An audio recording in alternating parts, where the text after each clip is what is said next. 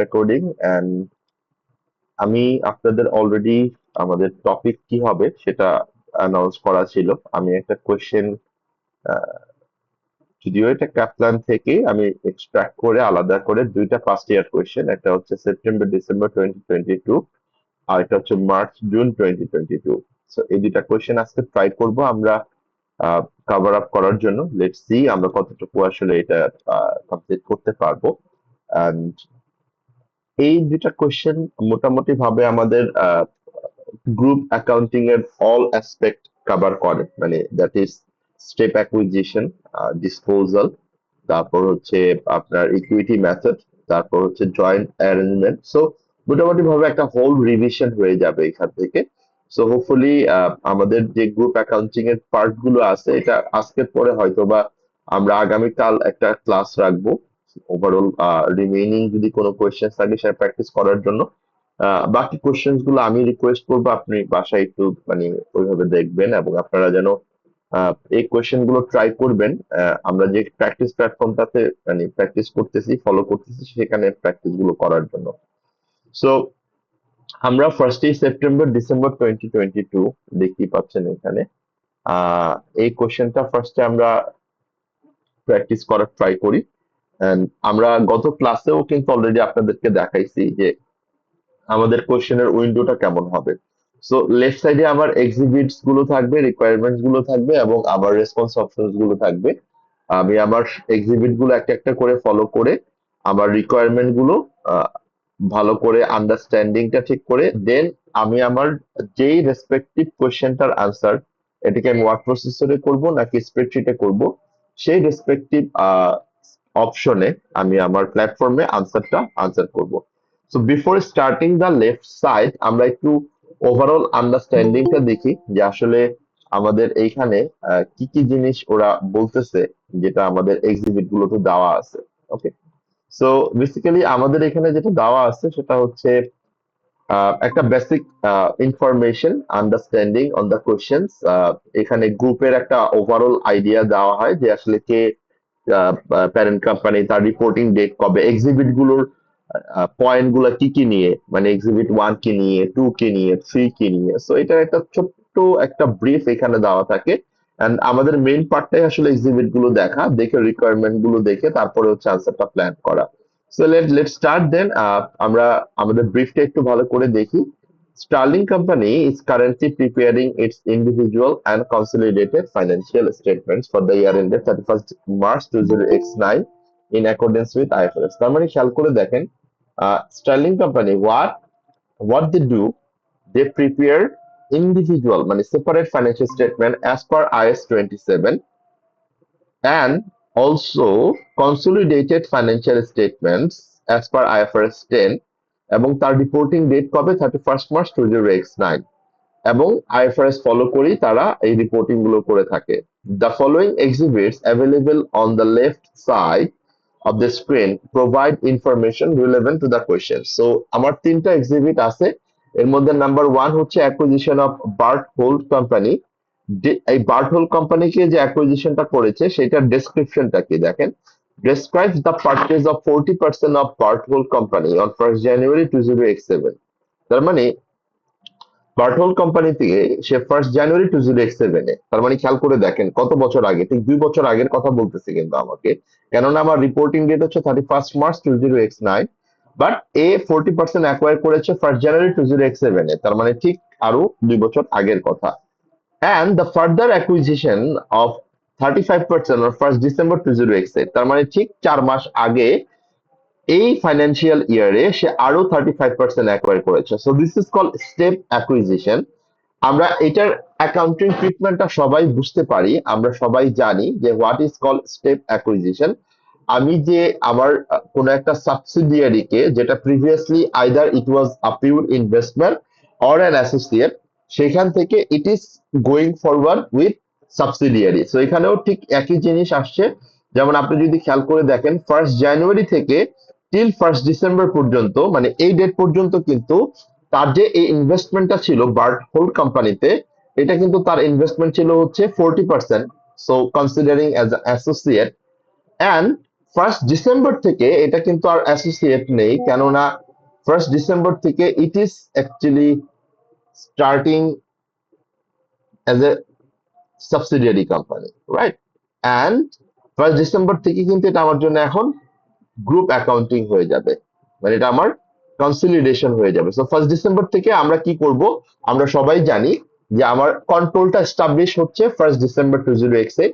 So আমরা identify control এবং identify the acquisition date and non controlling interest কত আছে, and then of course at first December 2008 এ আমাকে অবশ্যই কি করতে হবে, আমার গুডউইলটা ক্যালকুলেট করতে হবে। সো এটাই আমি একটু আমি হচ্ছে আপনার ওভারঅল আইডিয়া চিন্তা করলাম শ্যাডো প্র্যাকটিসের মাধ্যমে, যে এই ধরনের স্টেপ অ্যাকুইজিশন হলে আসলে কি কি জিনিস এখানে আসবে। প্লাস আমি যখন গুডউইল ক্যালকুলেট করব, তখন আমার প্রিভিয়াস যে 40% ইনভেস্টমেন্টের যে ভ্যালু ছিল সেটা আমাকে আবার রিমেজার করতে হবে ফেয়ার ভ্যালুতে এট ফার্স্ট ডিসেম্বর 2008। এবং এই ডেটে আমি যখন রিমেজারমেন্টটা করব, তখন এই ফেয়ার ভ্যালু রিমেজার করার কারণে যদি কোনো গেইন অথবা লস হয়, that should be directly transfer to the statement of profit or loss. And of course এটা আমরা আমাদের রেসপেক্টিভ অ্যাকাউন্টিং স্ট্যান্ডার্ড অনুযায়ী ফলো করে করবো। So that is the overall the idea regarding the step acquisition that we have covered. But এখানে specifically আমার কোশ্চেনের সিনারিওটা কি, সেটার উপর বেস করে আমাকে আনসারটা কাস্টমাইজ করতে হবে। সো আমি আমার যখন এরকম রিকোয়ারমেন্ট গুলো আমরা পড়বো, অথবা আমি যখন আমার ওভারঅল আন্ডারস্ট্যান্ডিং গুলো পড়বো, so the process should be, আমার মাথায় ঠিক এইভাবে জিনিসটা থাকতে হবে যে স্টেপ অ্যাকুইজিশনের ব্যাপারে আমরা কিভাবে অ্যাকাউন্টিং ট্রিটমেন্টটা কনসিডার করব। That is regarding exhibit 1। Exhibit 2, investment in malting company, describes the purchase of 30% malting company on 1st July 2008। এটাও আমার এই রিপোর্টিং ইয়ারই 1st July 2008 এ সে মাল্টিং কোম্পানি নামে 30% ইনভেস্ট করেছে। এখন আমরা অ্যাপারেন্টলি এটা দেখতেই পারি যে 30% ইনভেস্টমেন্ট মানে তো এটা আমরা সবসময় মানে like without any consideration assume করে নেই that is an associate. But এটা কিন্তু অলওয়েজ নট অবভিয়াস থিং যে আমি 30%, এটা আমরা আগেও বলেছি যে we should not consider the investment type based on the share holding only, rather than we have to consider the substance over form, substance of the transaction. যেমন আমি হয়তো বা মাল্টিং কোম্পানি 30% ওন করি, সেক্ষেত্রে আমি ধরে নিতেই পারি, অ্যাজিউম করে নিতেই পারি যেটা হয়তো বা সিগনিফিকেন্ট ইনফ্লুয়েন্স। বাট এটা ছাড়াও কিন্তু আরেকটা আইএফআরএস আছে, আইএস 28 ছাড়াও আরেকটা আইএফআরএস আছে, সেটা হচ্ছে আমার IFRS 11, that is joint arrangement. Joint অ্যারেঞ্জমেন্টটা কিন্তু আমরা জানি যে যদি কোনো একটা কন্ট্রাকচুয়াল কন্ট্রাক্ট এগ্রিমেন্ট থাকে যেখানে আনঅ্যানিমাস কনসেন্ট লাগবে যে কোনো ডিসিশন নিতে, সেই ক্ষেত্রে কিন্তু এটাকে আর আমরা অ্যাসোসিয়েট বলতে পারবো না। সেই ক্ষেত্রে ওইটা আমার জন্য হয়ে যাবে জয়েন্ট অ্যারেঞ্জমেন্ট, আইদার ওইটা joint operations or joint venture. So joint operations হলে সেটা আমরা জয়েন্ট অপারেশনস এর অ্যাকাউন্টিং এন্ট্রি, অ্যাকাউন্টিং ট্রিটমেন্ট অনুযায়ী প্রোভাইড করব। আর জয়েন্ট ভেঞ্চার হলে সেটা আমরা আবার সেপারেটলি আমাদের অ্যাকাউন্টিং যেই স্ট্যান্ডার্ড আইএস 28 সেই অনুযায়ী এটাকে আমরা আসলে ট্রিট করব। এন্ড এখানে আমাকে মাথায় রাখতে হবে যে আমরা 30% দেখেই কিন্তু লাইক আমি ব্লাইন্ডলি এটা চিন্তা করতে পারবো না যে এটা আমার জন্য অ্যাসোসিয়েটই হবে। হ্যাঁ, অ্যাসোসিয়েট হয়, এটা আমরা জানি, but still I have to read out the exhibit, I have to understand the requirement, যে আমাকে রিকোয়ারমেন্টটা কি বলছে। That is related to exhibit 2। Exhibit 3, batch company discontinued operation. So that is a simple part of IFRS 5 and also a disposal group। আমরা যেটা ডিসপোজালে দেখেছি আমাদের group accounting এর ক্ষেত্রে, বাট কিছুটা আইএফআরএস 5 এর এখানে আমার আইডিয়া আমাকে অ্যাপ্লাই করতে হবে, কনসেপ্ট অ্যাপ্লাই করতে হবে। Of course I will give you that idea যে আইএফআরএস 5 এর কোন পার্টিকুলার পার্টটুকু আমরা এখানে আসলে রিলেট করব। যারা আমরা এফআর পড়ে আসছি, অলরেডি পাস করে আসছি, উই নো যে ফাইন্যান্সিয়াল রিপোর্টিং এ আমাদের আইএফআরএস 5 নাম্বার একটা অ্যাকাউন্টিং স্ট্যান্ডার্ড ছিল, non current asset held for sale and discontinued operation. So ওই পার্টটাই আমরা বেসিক্যালি এখানে ট্রাই করব যে রিলেট করতে ডিসকন্টিনিউড অপারেশনস এর কতটুকু রিলেভেন্ট নলেজ এখানে আমাকে অ্যাপ্লাই করতে হবে। Describes the account acquisition of batch company which Sterling company decides to sell on 1st January 2009। তার মানে ঠিক 3 মাস আগে সে আরেকটা কোম্পানি, ব্যাচ কোম্পানি, যেটাকে সে অ্যাকোয়ার করেছিল, সেটাকে সে ডিসকন্টিনিউ করে দিবে, so that will be from 1st January 2009। তার মানে এর আগ পর্যন্ত কিন্তু এটা তার জন্য মানে কনসলিডেশন হবে। মানে আমার 1st January 2009 এর ঠিক আগ পর্যন্ত 31st December 2008 পর্যন্ত কিন্তু অবশ্যই এটা আমার কনসলিডেশন হবে। সবকিছু আমার কনসলিডেশনের কনসেপ্ট অনুযায়ী, রুলস অনুযায়ী হবে। But from 1st January 2009 it will be applicable for IFRS 5। So ওই জিনিসটা আমরা একটু খেয়াল করব যে আমাদের এই ডেট গুলা খুব ইম্পর্টেন্ট, আমরা ডেট গুলা খুব ভালো করে ডিটারমাইন করার ট্রাই করব যে কোন ডেট থেকে আসলে আমরা এই জিনিসটাকে ট্রাই করব। ওকে, নাও আমরা এখন ফার্স্টেই কিন্তু আলটিমেটলি এক্সিবিট গুলো পড়বো না, কেননা আমি যদি এখন এক্সিবিট যদি করি, মানে আমি যদি এখন এক্সিবিট গুলো পড়ি, তাহলে আমাকে যেটা করতে হবে রিকোয়ারমেন্টস গুলো আবার পড়তে হবে, আবার এক্সিবিটে আসতে হবে। এটা আমরা করব না, যেহেতু আমার জন্য প্রত্যেকটা এক্সিবিটের আলাদা আলাদা রিকোয়ারমেন্ট থাকবে। সো আমি আমার একটা রিকোয়ারমেন্ট পড়বো, ওই রিকোয়ারমেন্ট রিলেটেড যে এক্সিবিটটা থাকবে আমি ওই এক্সিবিটটা আনসার করব, তারপরে পরের রিকোয়ারমেন্ট পড়বো, তারপরে আমি পরের এক্সিবিট পড়বো, আমি আনসার করব, দেন আমি থার্ড রিকোয়ারমেন্টটা পড়বো, দেন আমি থার্ড এক্সিবিট পড়বো, আমি তারপরে আনসার করবো। আমি এভাবে স্টেপ বাই স্টেপ আনসারটা করবো, আমি কখনো একসাথে আনসারটা আসলে করতে হবে না আমাকে, কেননা উই অল নো আমাদের কনসলিডেটেড ফাইন্যান্সিয়াল স্টেটমেন্ট প্রিপেয়ার করার আসলে কোনো রিকোয়ারমেন্ট এখন আর এসবিআর এ নেই। So we are not required to prepare the whole part of the consolidation, আমাকে জাস্ট একটা স্পেসিফিক সিনারিও নিয়ে আমাকে ডিল করতে হবে, যেটা আমার ফাইন্যান্সিয়াল স্টেটমেন্ট অলরেডি করা থাকবে, সেটার স্পেসিফিক কিছু অ্যাডজাস্টমেন্ট, কিছু সলিউশনস, কিছু কনসেন্ট নিয়ে আমাকে আসলে ডিসকাশনটা করতে হবে। সো আমরা রিকোয়ারমেন্টটা আগে পড়বো। রিকোয়ারমেন্ট টোটাল 30 মার্কস থাকে, দ্যাট উই নো গ্রুপ অ্যাকাউন্টে কিন্তু আমরা 30 মার্কসের কোয়েশ্চেন পাবো। তো আমরা রিকোয়ারমেন্টটা এখানে চলে আসলো আমাদের, যদি আমি রিকোয়ারমেন্ট একটু দেখি, তিনটা requirement A, B and C. এই তিনটা রিকোয়ারমেন্টের মধ্যে এতে আবার দুইটা রিকোয়ারমেন্ট আছে, এবং আমরা যেটা দেখতে পাচ্ছি এতেই হচ্ছে সব থেকে বেশি অ্যামাউন্ট অফ মার্ক। এ দুইটা requirement, requirement 1 and 2। Explain how Barthold company will be accounted for including calculation। তার মানে আমার বার্ট হোল্ডের অ্যাকাউন্টিংটা কিভাবে করবেন সেটা আপনাকে এক্সপ্লেন করতে হবে। এই ওয়ার্ডটা ভালো করে খেয়াল করেন, এক্সপ্লেন করতে হবে, নট ক্যালকুলেট করতে হবে। বাট ও আপনাকে বলতেছে যে আপনি এক্সপ্লেন করবেন, বাট ক্যালকুলেশন সহ এক্সপ্লেন করবেন, মানে আপনাকে ক্যালকুলেশনটাও দেখাতে হবে।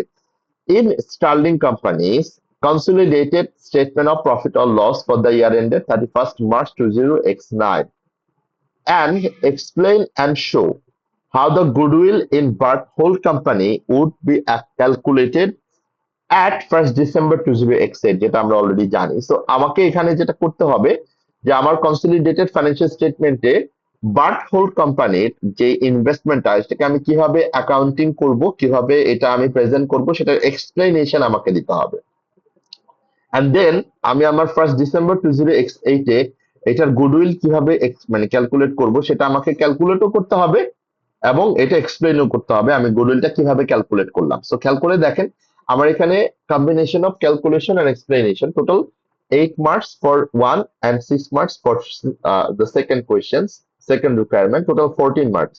এখন আমি চাইলে পরের রিকোয়ারমেন্ট গুলো পড়তে পারি, পরের এক্সিবিট গুলো পড়তে পারি, যেটা হইলে আমার জন্য আসলে টাইম কনজিউমিং হবে, পরবর্তীতে আমার আবার আসলে পড়তে হবে। রেদার আমি আমার রিকোয়ারমেন্ট 1 পড়ে ফেলছি, মানে এ পড়ে ফেলছি, আমি জানি আমাকে দুইটা জিনিস করতে বলছে, যে বার্টহোল কোম্পানিকে যে আমি অ্যাকোয়ার করেছি সেটার অ্যাকাউন্টিং ট্রিটমেন্টটা আমি কিভাবে করব সেটা এক্সপ্লেনেশন আমাকে করতে হবে, প্লাস এটা আমার গুডউইলটা কিভাবে ক্যালকুলেট করব সেটা আমাকে এক্সপ্লেন করতে হবে এবং ক্যালকুলেশনটা দেখাতে হবে।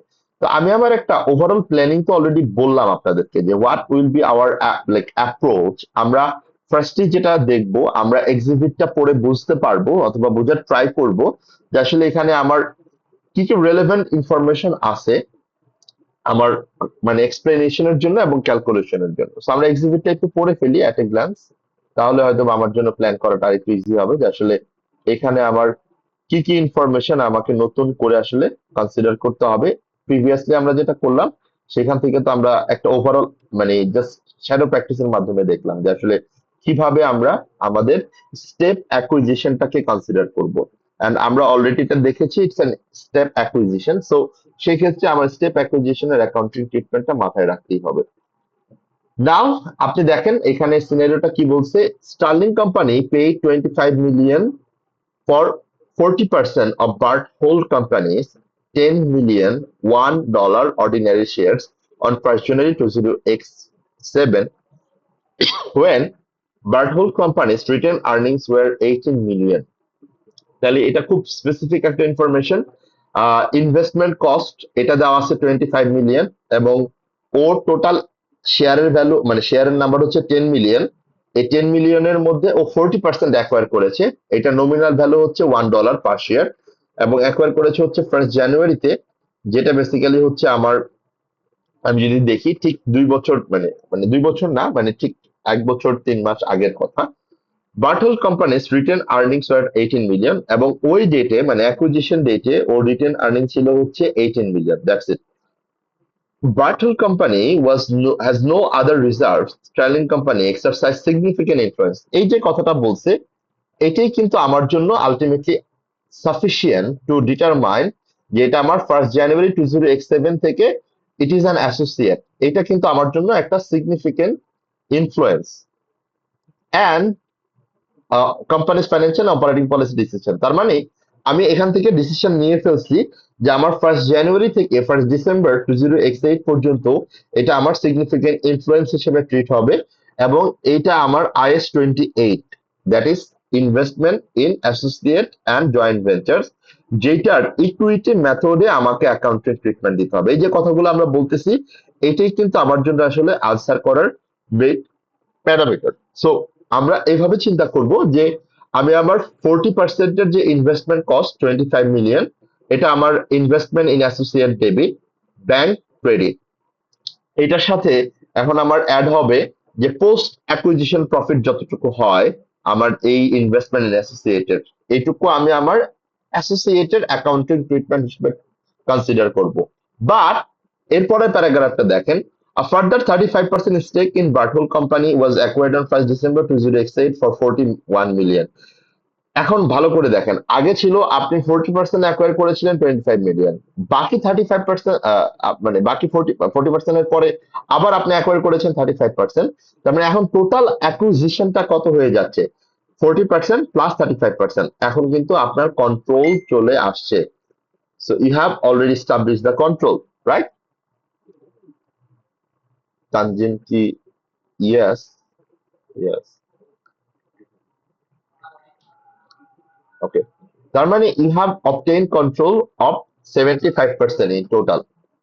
এবং আপনি যদি একটু খেয়াল করেন যে এই যে 75%, এই যে 75%, তাহলে আমার কন্ট্রোলিং ইন্টারেস্ট যদি হয়, নন কন্ট্রোলিং ইন্টারেস্ট হবে 25%। এই পুরো কথাটা কিন্তু আমার লাগবে হচ্ছে গুডউইল ক্যালকুলেশনের জন্য।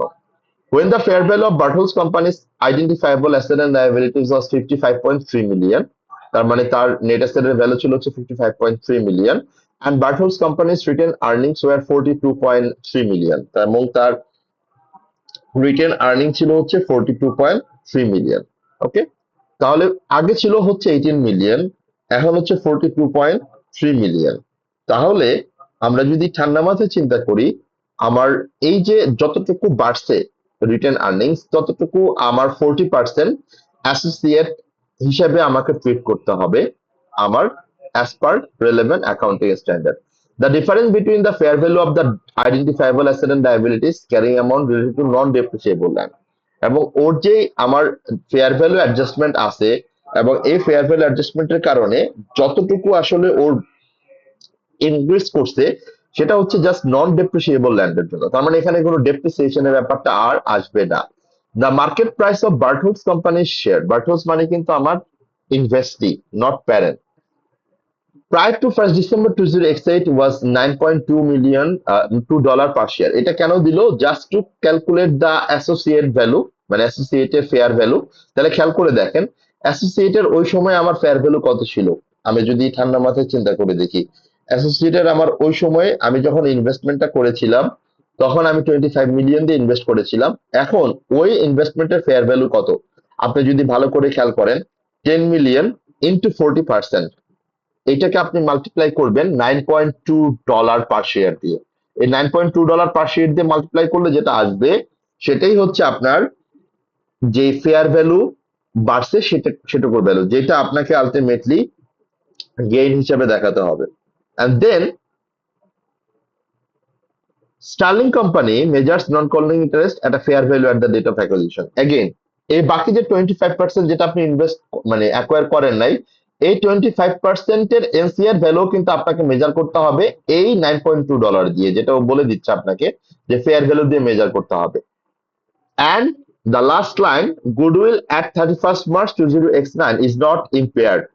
তার মানে আমার গুডউইলের কোনো ইম্পেয়ারমেন্ট হয় নাই, তার মানে আমার এখানে কোনো ইম্পেয়ারমেন্ট লস অথবা পরবর্তীতে গুডউইলের কোনো ইম্পেয়ারমেন্ট অ্যালোকেশনের ব্যাপারটাও কোনোভাবেই এখানে আসবে না।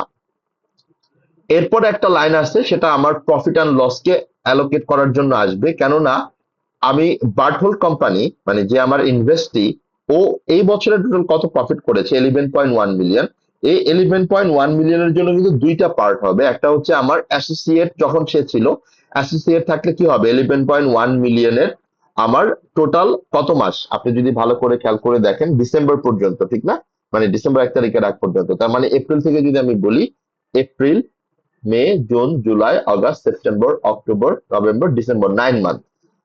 না না না, নভেম্বর, 8 মান্থ, 9 মান্থ তো আসবে না, 8 মান্থ। তাহলে এই 8 মান্থ আমাকে আলটিমেটলি 40% প্রফিট আমি আমার অ্যাসোসিয়েট থেকে পাবো, স্টার্লিং কোম্পানি পাবে ফ্রম বার্টহোল্ড। এবং 1 ডিসেম্বর থেকে এটা কিন্তু আলটিমেটলি আমার পোস্ট অ্যাকুইজিশন রিটেন আর্নিংস এর সাথে অ্যাড হয়ে যাবে, যেটা আমার আলটিমেটলি পরবর্তীতে মানে পোস্ট অ্যাকুইজিশন যে প্রফিট সেটা হিসেবে কনসিডার হবে। এখন খেয়াল করেন, আমরা মোটামুটি ভাবে কিন্তু আমাদের যে পয়েন্ট গুলো ছিল, আমি যদি একটা একটা করে চিন্তা করি, এখন আপনি আমাকে বলেন এই স্পেসিফিক আনসারটা আপনি আসলে কোথায় করতে চান? আপনি কি ওয়ার্ড প্রসেসরে করতে চান না স্প্রেডশিটে করতে চান? That you will decide. আপনার জন্য যেহেতু মোস্টলি এটা এক্সপ্লেনেশন পার্ট, এটা আপনি ওয়ার্ডপ্রেসে করাটাই আমার মনে হয় বেটার। আবার আপনি চাইলে স্প্রেডশিটেও করতে পারেন, সেই ক্ষেত্রে ক্যালকুলেশনটা আপনি স্প্রেডশিটে দেখাতে পারেন, দ্যাটস নট এ প্রবলেম। সেটা আপনাকে রেফার করে দিতে হবে যে আপনি স্প্রেডশিটে কোন পার্টটুকু আসলে করেছেন। So, আমি যদি আমার আলটিমেটলি A1 এর অ্যান্সারটা করি এভাবে, যে আসলে এখানে আমি আসলে কি দেখাতে চাচ্ছি, এর ওয়ানটা আমার আলটিমেটলি আমার রিকোয়ারমেন্টটা কি ছিল মনে আছে? আমার রিকোয়ারমেন্টটা accounting treatment for Barthold company including calculation, ঠিক না? Accounting treatment for Barthold company. Okay, এখন এই যে আপনি বার্টহোল্ড কোম্পানির অ্যাকাউন্টিং ট্রিটমেন্টের কথাটা বলতেছেন, এটাকে আপনার দুইটা ভাগে ভাগ করতে হবে। একটা হচ্ছে investment in associate, that is IAS 28। এটা কবে থেকে? Till 1 December 2008। এই পর্যন্ত আপনাকে যত কথা বলতে হবে, ফার্স্টে আপনাকে আইডেন্টিফাই করতে হবে, identify the associate, right? Identify কিভাবে করছেন? কেননা the Sterling company has significant influence over Barthold company, যেটা ও বলছে অলরেডি। অ্যান্ড যেহেতু সিগনিফিক্যান্ট ইনফ্লুয়েন্স ও এক্সারসাইজ করে, সেই ক্ষেত্রে আমাকে এখন চিন্তা করতে হবে, যেহেতু আমি অ্যাসোসিয়েটের পার্সপেক্টিভ থেকে চিন্তা করতেছি, আলটিমেটলি এইটার জন্য আমাকে IAS 28 ইকুইটি মেথডটা ফলো করতে হবে। অ্যান্ড ইকুইটি মেথডে আমরা কি চিন্তা করি? For consolidated statement of financial position and consolidated statement of profit or loss.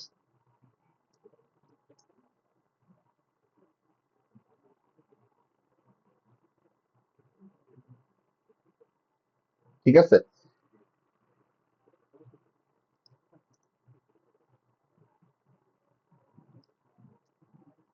ওকে, এখন আসেন যে স্টেটমেন্ট অফ ফাইন্যান্সিয়াল পজিশন, এটাকে আমরা কিভাবে দেখাবো? আমি যদি ক্যালকুলেশনটা এভাবে চিন্তা করি, ওর ইনভেস্টমেন্ট কস্ট কত খেয়াল করে দেখেন। ইনভেস্টমেন্ট কস্ট, আমার মনে আছে না ইনভেস্টমেন্ট কস্ট কত? 25 million. 25 মিলিয়ন। আমি জাস্ট আপনাদেরকে রাফ ভাবে দেখানোর ট্রাই করছি, আপনারা কিভাবে প্ল্যান করবেন আনসারটা। ওকে, অফকোর্স এটা আপনাকে এক্সপ্লেন করতে হবে ইন লাইক সেন্টেন্স প্যারাগ্রাফ ওয়েতে। সো 25 মিলিয়ন হচ্ছে আপনার কস্ট। এরপরে আপনি আসেন যে আপনার পরবর্তীতে পরবর্তীতে এটার থেকে আপনি আলটিমেটলি প্রফিট পাচ্ছেন কত, মানে আপনার এই অ্যাসোসিয়েট থেকে। পোস্ট যে অ্যাকুইজিশন আর্নিং অ্যাড হবে স্যার, রাইট? রাইট, এখন আপনি যদি আমাকে বলেন যে আপনার পোস্ট অ্যাকুইজিশন প্রফিট আপনি কিভাবে করবেন। এখানে আমার অলরেডি অ্যাকুইজিশন ডেটে আমার অ্যাসোসিয়েটের প্রফিট দেওয়া আছে, অ্যান্ড আফটার 2 ইয়ার্স তার আবার রিটার্নিংস দেওয়া আছে। তো ডিফারেন্সটা ক্যালকুলেট করে আমরা 40% মাল্টিপ্লাই করে দেবো। তাহলে gain on remeasurement of associate, right. এখন আসেন যেটা রকি বলতেছিলেন যে বেসিক্যালি হচ্ছে, সরি, বেসিক্যালি হচ্ছে ওর ফেয়ার ভ্যালু, আমি যখন আলটিমেটলি অ্যাকোয়ার করেছিলাম তখন ওর ফেয়ার ভ্যালু কত ছিল, আসলে 25 মিলিয়ন, রাইট। বাট পরবর্তীতে এখানে দুইটা জিনিস আসবে, একটা হচ্ছে মানে fair value remeasurement plus share of post acquisition profit, দুইটা জিনিস। এখন আসেন শেয়ার অফ পোস্ট অ্যাকুইজিশন প্রফিটের পার্টটা কিন্তু খুবই সিম্পল। খুবই সিম্পল কেন? কারণ ওর প্রফিট হয়েছে কত, আপনি যদি আপনার এক্সিবিটটাতে আবার ব্যাক করেন, ওর প্রফিট হয়েছে কত, 11.1 মিলিয়ন, রাইট। এই যে 11.1 মিলিয়ন হয়েছে, এটার ও কতটুকু পাবে আসলে, এখানে কিন্তু আলটিমেটলি 8 মান্থেরটা আসবে। আমি এখানে যদি এটা কনসিডার না করে কমপ্লিটলি ওর রিটেন আর্নিংস কত ছিল 1 ডিসেম্বরে সেটা যদি আমি কনসিডার করি, তাও কিন্তু আমার হয়ে যায়, কারণ আলাদা করে কিন্তু আর আমাকে বের করতে হচ্ছে না। ওর রিটেন আর্নিংস আগে ছিল হচ্ছে 18 মিলিয়ন, এখন এটা হয়ে গেছে 42.3 মিলিয়ন, তাহলে কতটুকু বাড়ছে দেখেন।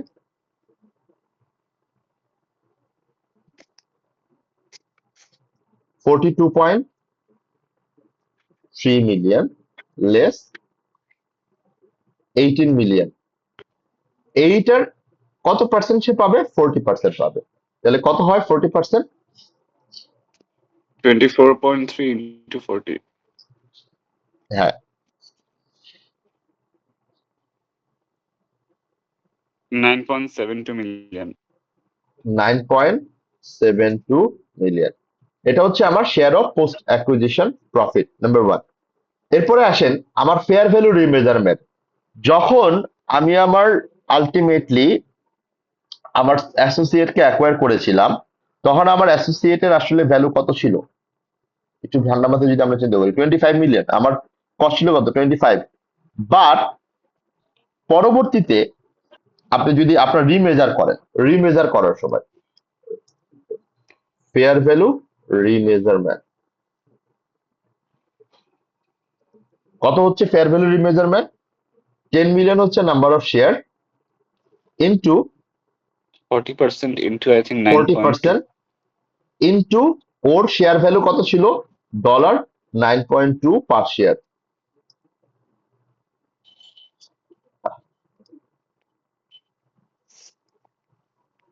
কত হয়, এটা হচ্ছে আমার 36.8. 36.8, 8. রাইট।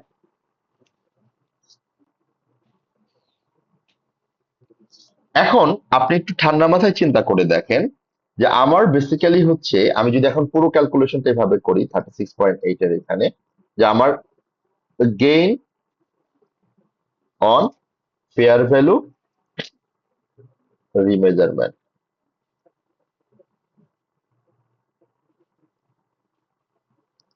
অফ অ্যাসোসিয়েট, সেটা কিভাবে হবে, আমি যে ফেয়ার ভ্যালুটা করলাম, আমার ফেয়ার ভ্যালু রিমেজারমেন্ট হচ্ছে 36.8, রাইট।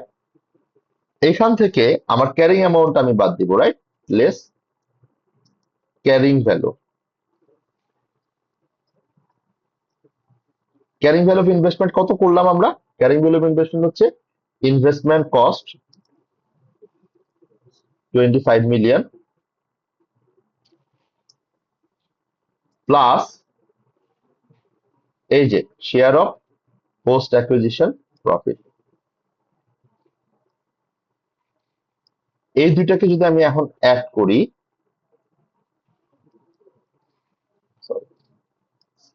এখন আমি যদি আমার টোটাল ক্যারিং ভ্যালু বলি 25 প্লাস 9.72, দুইটা মিলে কত হয়? 25 million plus 9.72 million. It should be 34.7. 34.72 million. খেয়াল করেন, এই অ্যামাউন্টটা আমি কোথায় দেখাবো? এই অ্যামাউন্টটা কিন্তু আমি দেখাবো in consolidated statement of financial position. এটা আমরা সবাই জানি যে আমার ক্যারিং ভ্যালু অফ ইনভেস্টমেন্ট, যেটা আমার কনসলিডেটেড স্টেটমেন্ট অফ ফাইন্যান্সিয়াল পজিশনে যাবে as an asset, like in a separate line item. এখন আপনি খেয়াল করে দেখেন, আপনি একটা ইনভেস্টমেন্ট করেছিলেন যেটার ক্যারিং ভ্যালু ছিল 34.72 মিলিয়ন, যেটার ফেয়ার ভ্যালু হচ্ছে এখন 36.8 মিলিয়ন। তাহলে আমার এইটার গেইন না লস হচ্ছে ইনভেস্টমেন্ট অ্যাসোসিয়েট হিসেবে? বলেন তো আমাকে। আমার একটা পার্শিয়াল একটা গেম হচ্ছে আর কি। আমি আবারও একটু আপনাকে ঠান্ডা মাথায় বলি, আমি যে ইনভেস্টমেন্টটা করেছিলাম 40% আমার স্টার্লিং কোম্পানি থেকে বার্টল কোম্পানিতে, সেইটার আমার ক্যারিং ভ্যালু আমি কিভাবে বের করলাম? Investment cost plus share of post acquisition profit. Carrying value ছিল হচ্ছে 34.72 মিলিয়ন, বাট এটা আমার ফেয়ার ভ্যালু হচ্ছে 36.8 মিলিয়ন। তার মানে here is a clear gain on fair value রিমেজারমেন্ট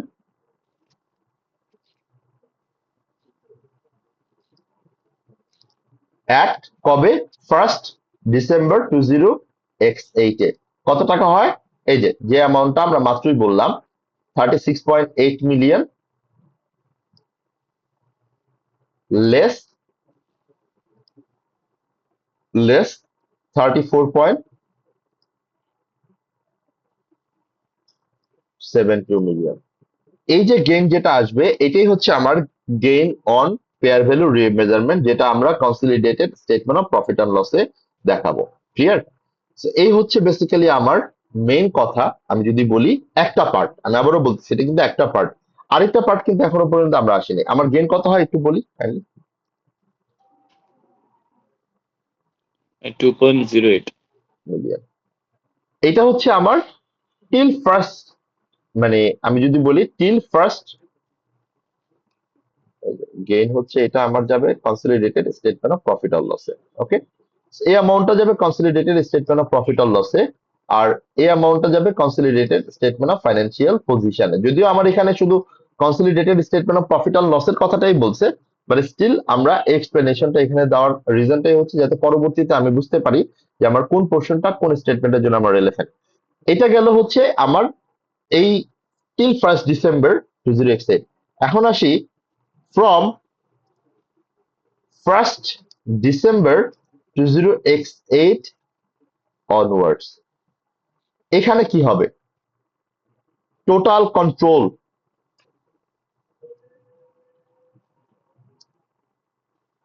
আমি কত পার্সেন্ট কন্ট্রোল এস্টাবলিশ করছি? 75%। Clear? And the NCI is 25%। এখন আসেন, যেহেতু আমি কন্ট্রোল এস্টাবলিশ করে ফেলছি 75%, এখন আমার ফার্স্ট ডিসেম্বর থেকে so so so from the date of 1 December 2008, the IFRS 10 and IFRS 3 should be applied to consolidate the part hold company. It means we have to consider the Barthold as a subsidiary. এটার মানে কি? মানে হচ্ছে all assets, liabilities income and expenses of parent মানে হচ্ছে Sterling and Barthold should be added line by line item. And also the post acquisition profit should be attributable between Sterling and NCI, that is at 25%. So এই কথাগুলো আমাকে আসলে এখানে বলতেই হবে। আমি যদি বেসিক্যালি কনসিডার করি যে আমার আসলে কবে থেকে আমার মানে আমি আমার অ্যাসোসিয়েট হিসেবে কনসিডার করেছি এবং কবে থেকে আমি আসলে আমার সাবসিডিয়ারিকে কনসিডার করব। সো ফ্রম 1st ডিসেম্বর 2008 থেকে এটাকে আমার অ্যাসোসিয়েট হিসেবে ট্রিট করতে হবে। So that is our first part, that is our the remaining portion of the investment অ্যাসোসিয়েটের যে পার্টটা। এখানে আমরা যদি এভাবে চিন্তা করি যে তাহলে এখন আমি আসলে আমার পোস্ট অ্যাকুইজিশন প্রফিট হিসেবে কতটুকু কনসিডার করব। পোস্ট অ্যাকুইজিশন প্রফিট হিসেবে কনসিডার করব আমার ওই 1st ডিসেম্বর থেকে December, January, February, March, 4 month. তার মানে আমার এই যে প্রফিট হয়েছে 4 মান্থসের আমার প্রপোর্শনের প্রফিট, যেটা আমাকে আলটিমেটলি অ্যালোকেট করতে হবে বিটুইন প্যারেন্ট অ্যান্ড এনসিআই। তো আমি যদি প্রপোর্শনের প্রফিট শুড বি অ্যাট্রিবিউটেবল, কিভাবে অ্যাট্রিবিউটেবল করব আমরা বাকি জিনিসগুলো বাদে, for parent and for NCI. So আপনি যদি ভালো করে দেখেন আমার 11.1 মিলিয়ন, এটা হচ্ছে আমার total profit, profit for the year 11.1 million, যেটা হচ্ছে আমার এক বছরের প্রফিট, যেখান থেকে আমার আসলে 4 মান্থের প্রফিট আমি নিতে পারবো। তার মানে ডিভাইডেড বাই 12 ইন্টু 4 কত আসে?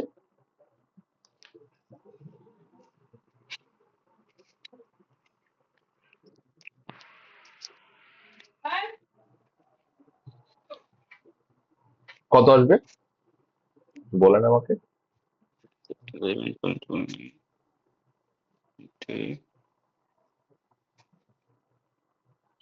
33.3.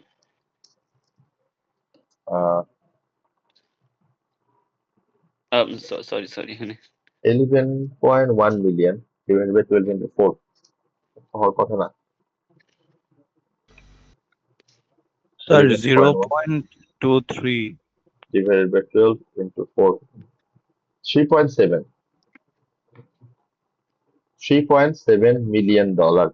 এই 3.7 মিলিয়ন ডলারের আলটিমেটলি আমি যদি অ্যালোকেট করি, প্যারেন্টের জন্য হবে হচ্ছে 75%, 3.7 মিলিয়ন, আর এনসিআর জন্য পাবে হচ্ছে আমার 25%। আপনি যদি দেখেন এনসিআই কতটুকু পাবে আসলে 3.7 মিলিয়ন ইন্টু 25%,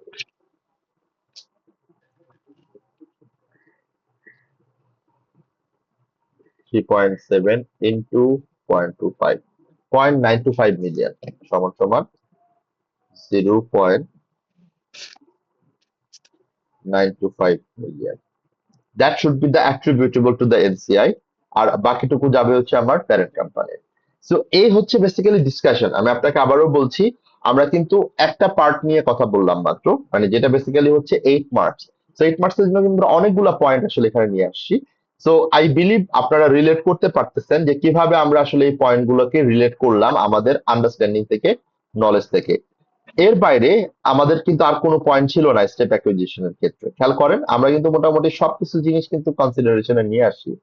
সো আলটিমেটলি আমাদের আন্ডারস্ট্যান্ডিং যা ছিল, আমাদের 5টা কোশ্চেন সলভ করতে এসে আমরা যেটা দেখছি, খুব খুব বেশি কিন্তু আমার সিগনিফিকেন্ট গ্যাপ আসলে নাই।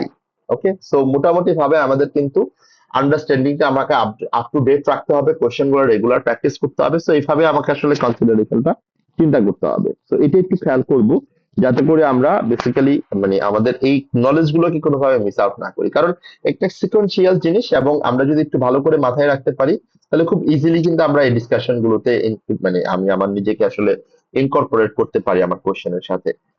এইখানে কারো কোনো কোয়েশ্চেন্স থাকলে আমাকে একটু বলতে পারেন, মানে যদি কারো কোনো কনফিউশন থাকে, যদিও এটার অ্যান্সারটা আপনাদের সাথে দেওয়া আছে। সো আপনি একটা গ্ল্যান্স একটু অ্যান্সারটা পড়লে আই বিলিভ রিলেট করতে পারবেন। এখনই আমরা না করি, আপনারা বাসায় যখন প্র্যাকটিস করবেন তখন যদি পড়েন সেটা আপনাদের জন্য আরো বেটার হবে। ওকে, ডিসকাশনটা আমরা করলাম, বাট আমাদের পয়েন্ট গুলো একটু আপনারা মাথায় রাখার ট্রাই করবেন, সো দ্যাট বাসায় বসে যখন আপনারা সলভ করবেন, সর্ট আউট করবেন, তখন আপনারা বুঝতে পারেন। পরের যে রিকোয়ারমেন্টটা, that is a goodwill calculation. এই গুডউইল ক্যালকুলেশনটা আমরা স্প্রেডশিটে করি, কেননা স্প্রেডশিটে আমার গুডউইল ক্যালকুলেশনটা ইজিয়ার হবে আমাদের জন্য করাটা। হ্যাঁ, সো আমরা গুডউইল ক্যালকুলেশনের জন্য কি কি ইনফরমেশন দেখবো সেটা একটু আমরা এখান থেকে দেখে নেই যে আসলে কি কি ইনফরমেশন আমার এখানে দেখতে হবে। সো আমরা আমাদের ঠিক আমাদের আগের যেই এক্সিবিটটা ছিল, এক্সিবিট 1, সেটা একটু রিকল করি। সো আমরা জানি গুডউইল ক্যালকুলেশনের জন্য আমার দরকার হচ্ছে ফেয়ার ভ্যালু অফ কনসিডারেশন।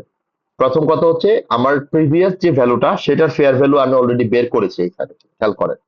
আমরা এই যে ওয়ার্ডপ্রেসে যে আমরা ফেয়ার ভ্যালু বের করলাম 36.8 মিলিয়ন, খেয়াল করেন এই যে 36.8 মিলিয়ন, সেটা কিন্তু আমার মানে ফেয়ার ভ্যালু রিমেজারমেন্ট অফ 40%। ওকে, তার মানে এটাই কিন্তু আমার 40% এর ফেয়ার ভ্যালু। এখন আমাকে দেখতে হবে বাকি 30% এর ফেয়ার ভ্যালু কত। তার মানে বাকি 30% এর ফেয়ার ভ্যালু কিন্তু আমার আসলে কোয়েশ্চেনে দেওয়া আছে। বাকি 35% এর ফেয়ার ভ্যালু হচ্ছে আমার 41 মিলিয়ন। তার মানে আমার টোটাল ভ্যালু অফ ইনভেস্টমেন্ট হচ্ছে 41 মিলিয়ন প্লাস 36.8 মিলিয়ন। এই দুইটাকে অ্যাড করলেই আমি পাবো টোটাল 75% ইনভেস্টমেন্টের ভ্যালু। এটার সাথে আমার অ্যাড হবে হচ্ছে আমার যে এনসিআই আছে, যেটা আমরা একটু আগেই বললাম। এনসিআই কত? 10 মিলিয়ন। এটা 25%। 10 মিলিয়নের 25% যদি আমি করি, সেটা হচ্ছে আমার number of share that we are not controlling, যেটা $9.2 পার শেয়ার হচ্ছে আমার এনসিআর ফেয়ার ভ্যালু, যেটা আমরা আগেও অনেক কোয়েশ্চেনে দেখেছি। তো এই সবগুলো করার পরে আমরা যেটা পাবো সেটা হচ্ছে আমার আসলে fair value of total consideration, মানে টোটাল 75% প্লাস টোটাল 25%।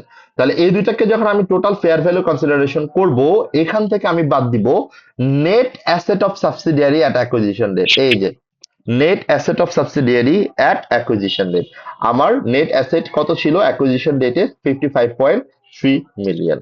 তো এই হচ্ছে বেসিক্যালি আমার টোটাল ক্যালকুলেশন অফ গুডউইলের ফর্মুলাটা। খেয়াল করেন আমার কিন্তু গুডউইল ক্যালকুলেশনটা আসলে খুব বেশি কমপ্লিকেটেড হবে না এখানে। সো গুডউইল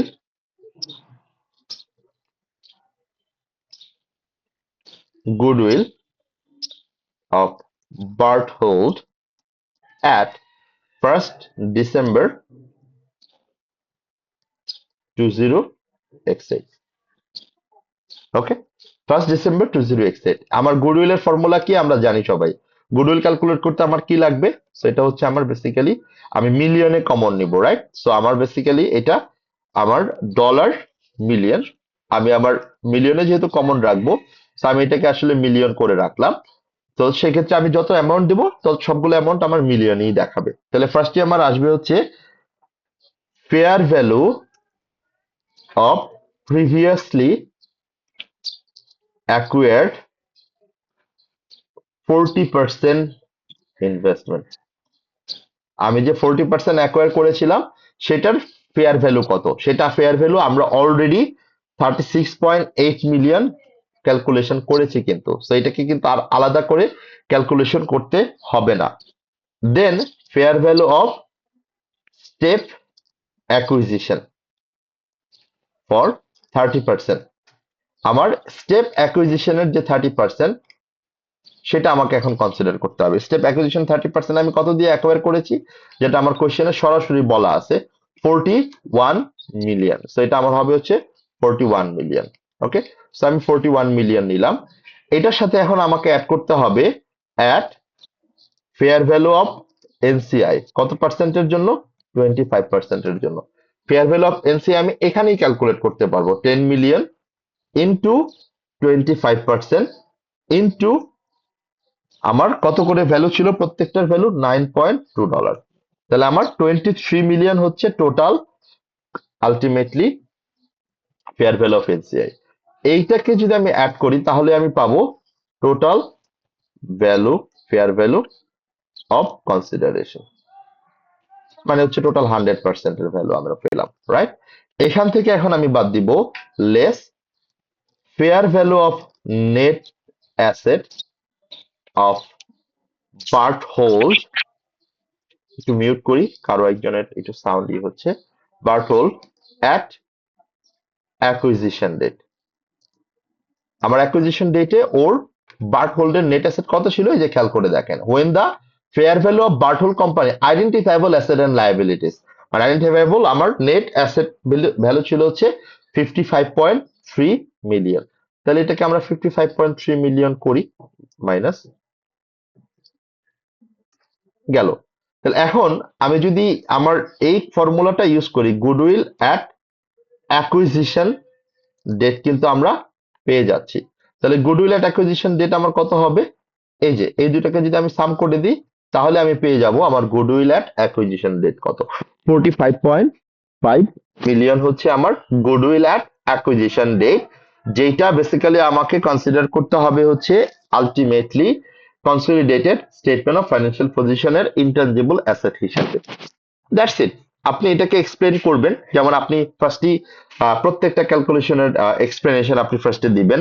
ফার্স্টে হচ্ছে 1 December 2008 you have identified the control, যেটা আমরা একটু আগে ওইখানে লিখতেছিলাম। সো যেহেতু আমার কন্ট্রোল আইডেন্টিফাই হয়েছে, সো আমার অ্যাকুইজিশন ডেটে এখন আমাকে গুডউইল ক্যালকুলেট করতে হবে ফর বার্টল কোম্পানি। সেখানে আমি টোটাল অ্যাকোয়ার করেছি 75%, অ্যান্ড আমি অ্যাকোয়ার করি নাই, মানে কন্ট্রোল এস্টাবলিশ হয় নাই 25%, that is a non controlling interest. Now I have to remeasure the 40% investment that we have previously acquired. Then we will consider the fair value of step acquisition of 30%, and then fair value of NCI, that how we calculate the NCI. So question already বলছে that the fair value should be considered for the NCI calculation, and that is how we calculate our fair value of NCI. And এখান থেকে আমার fair value of net asset at acquisition date, that is 55.3 million, that was given in the questions.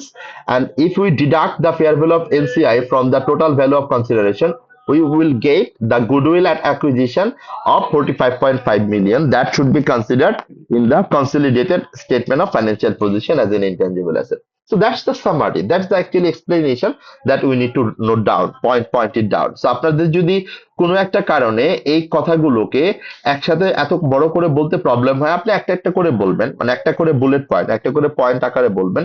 That is also মানে fine question answering method. আপনারা দেখবেন যে আপনাদের answer স্ক্রিপ্টে হয়তো বা ডিটেলসে লেখা থাকে, বাট এটাকে আপনি যদি পয়েন্ট আকারেও করেন একটা একটা করে, দ্যাটস নট এ প্রবলেম, বরঞ্চ এটা আপনার জন্য আরো বেটার, এক্সামিনার আরো ইজিলি বুঝতে পারবে যে আপনি প্রত্যেকটা পয়েন্টের জন্য আলাদা আলাদা প্যারাগ্রাফ ইউজ করেছেন। So that's a good style, good strategy to calculate or to explain your questions. তো আমরা আমাদের এক্সিবিট 1 এর যে রিকোয়ারমেন্ট দুটো নিয়ে কথা বললাম, এখানে আপনাদের কারো কোনো কোয়েশ্চেন্স কনফিউশন আছে কিনা, থাকলে একটু আমাকে বলেন, আমরা একটু কুইকলি পরেরটাতে মুভ করি।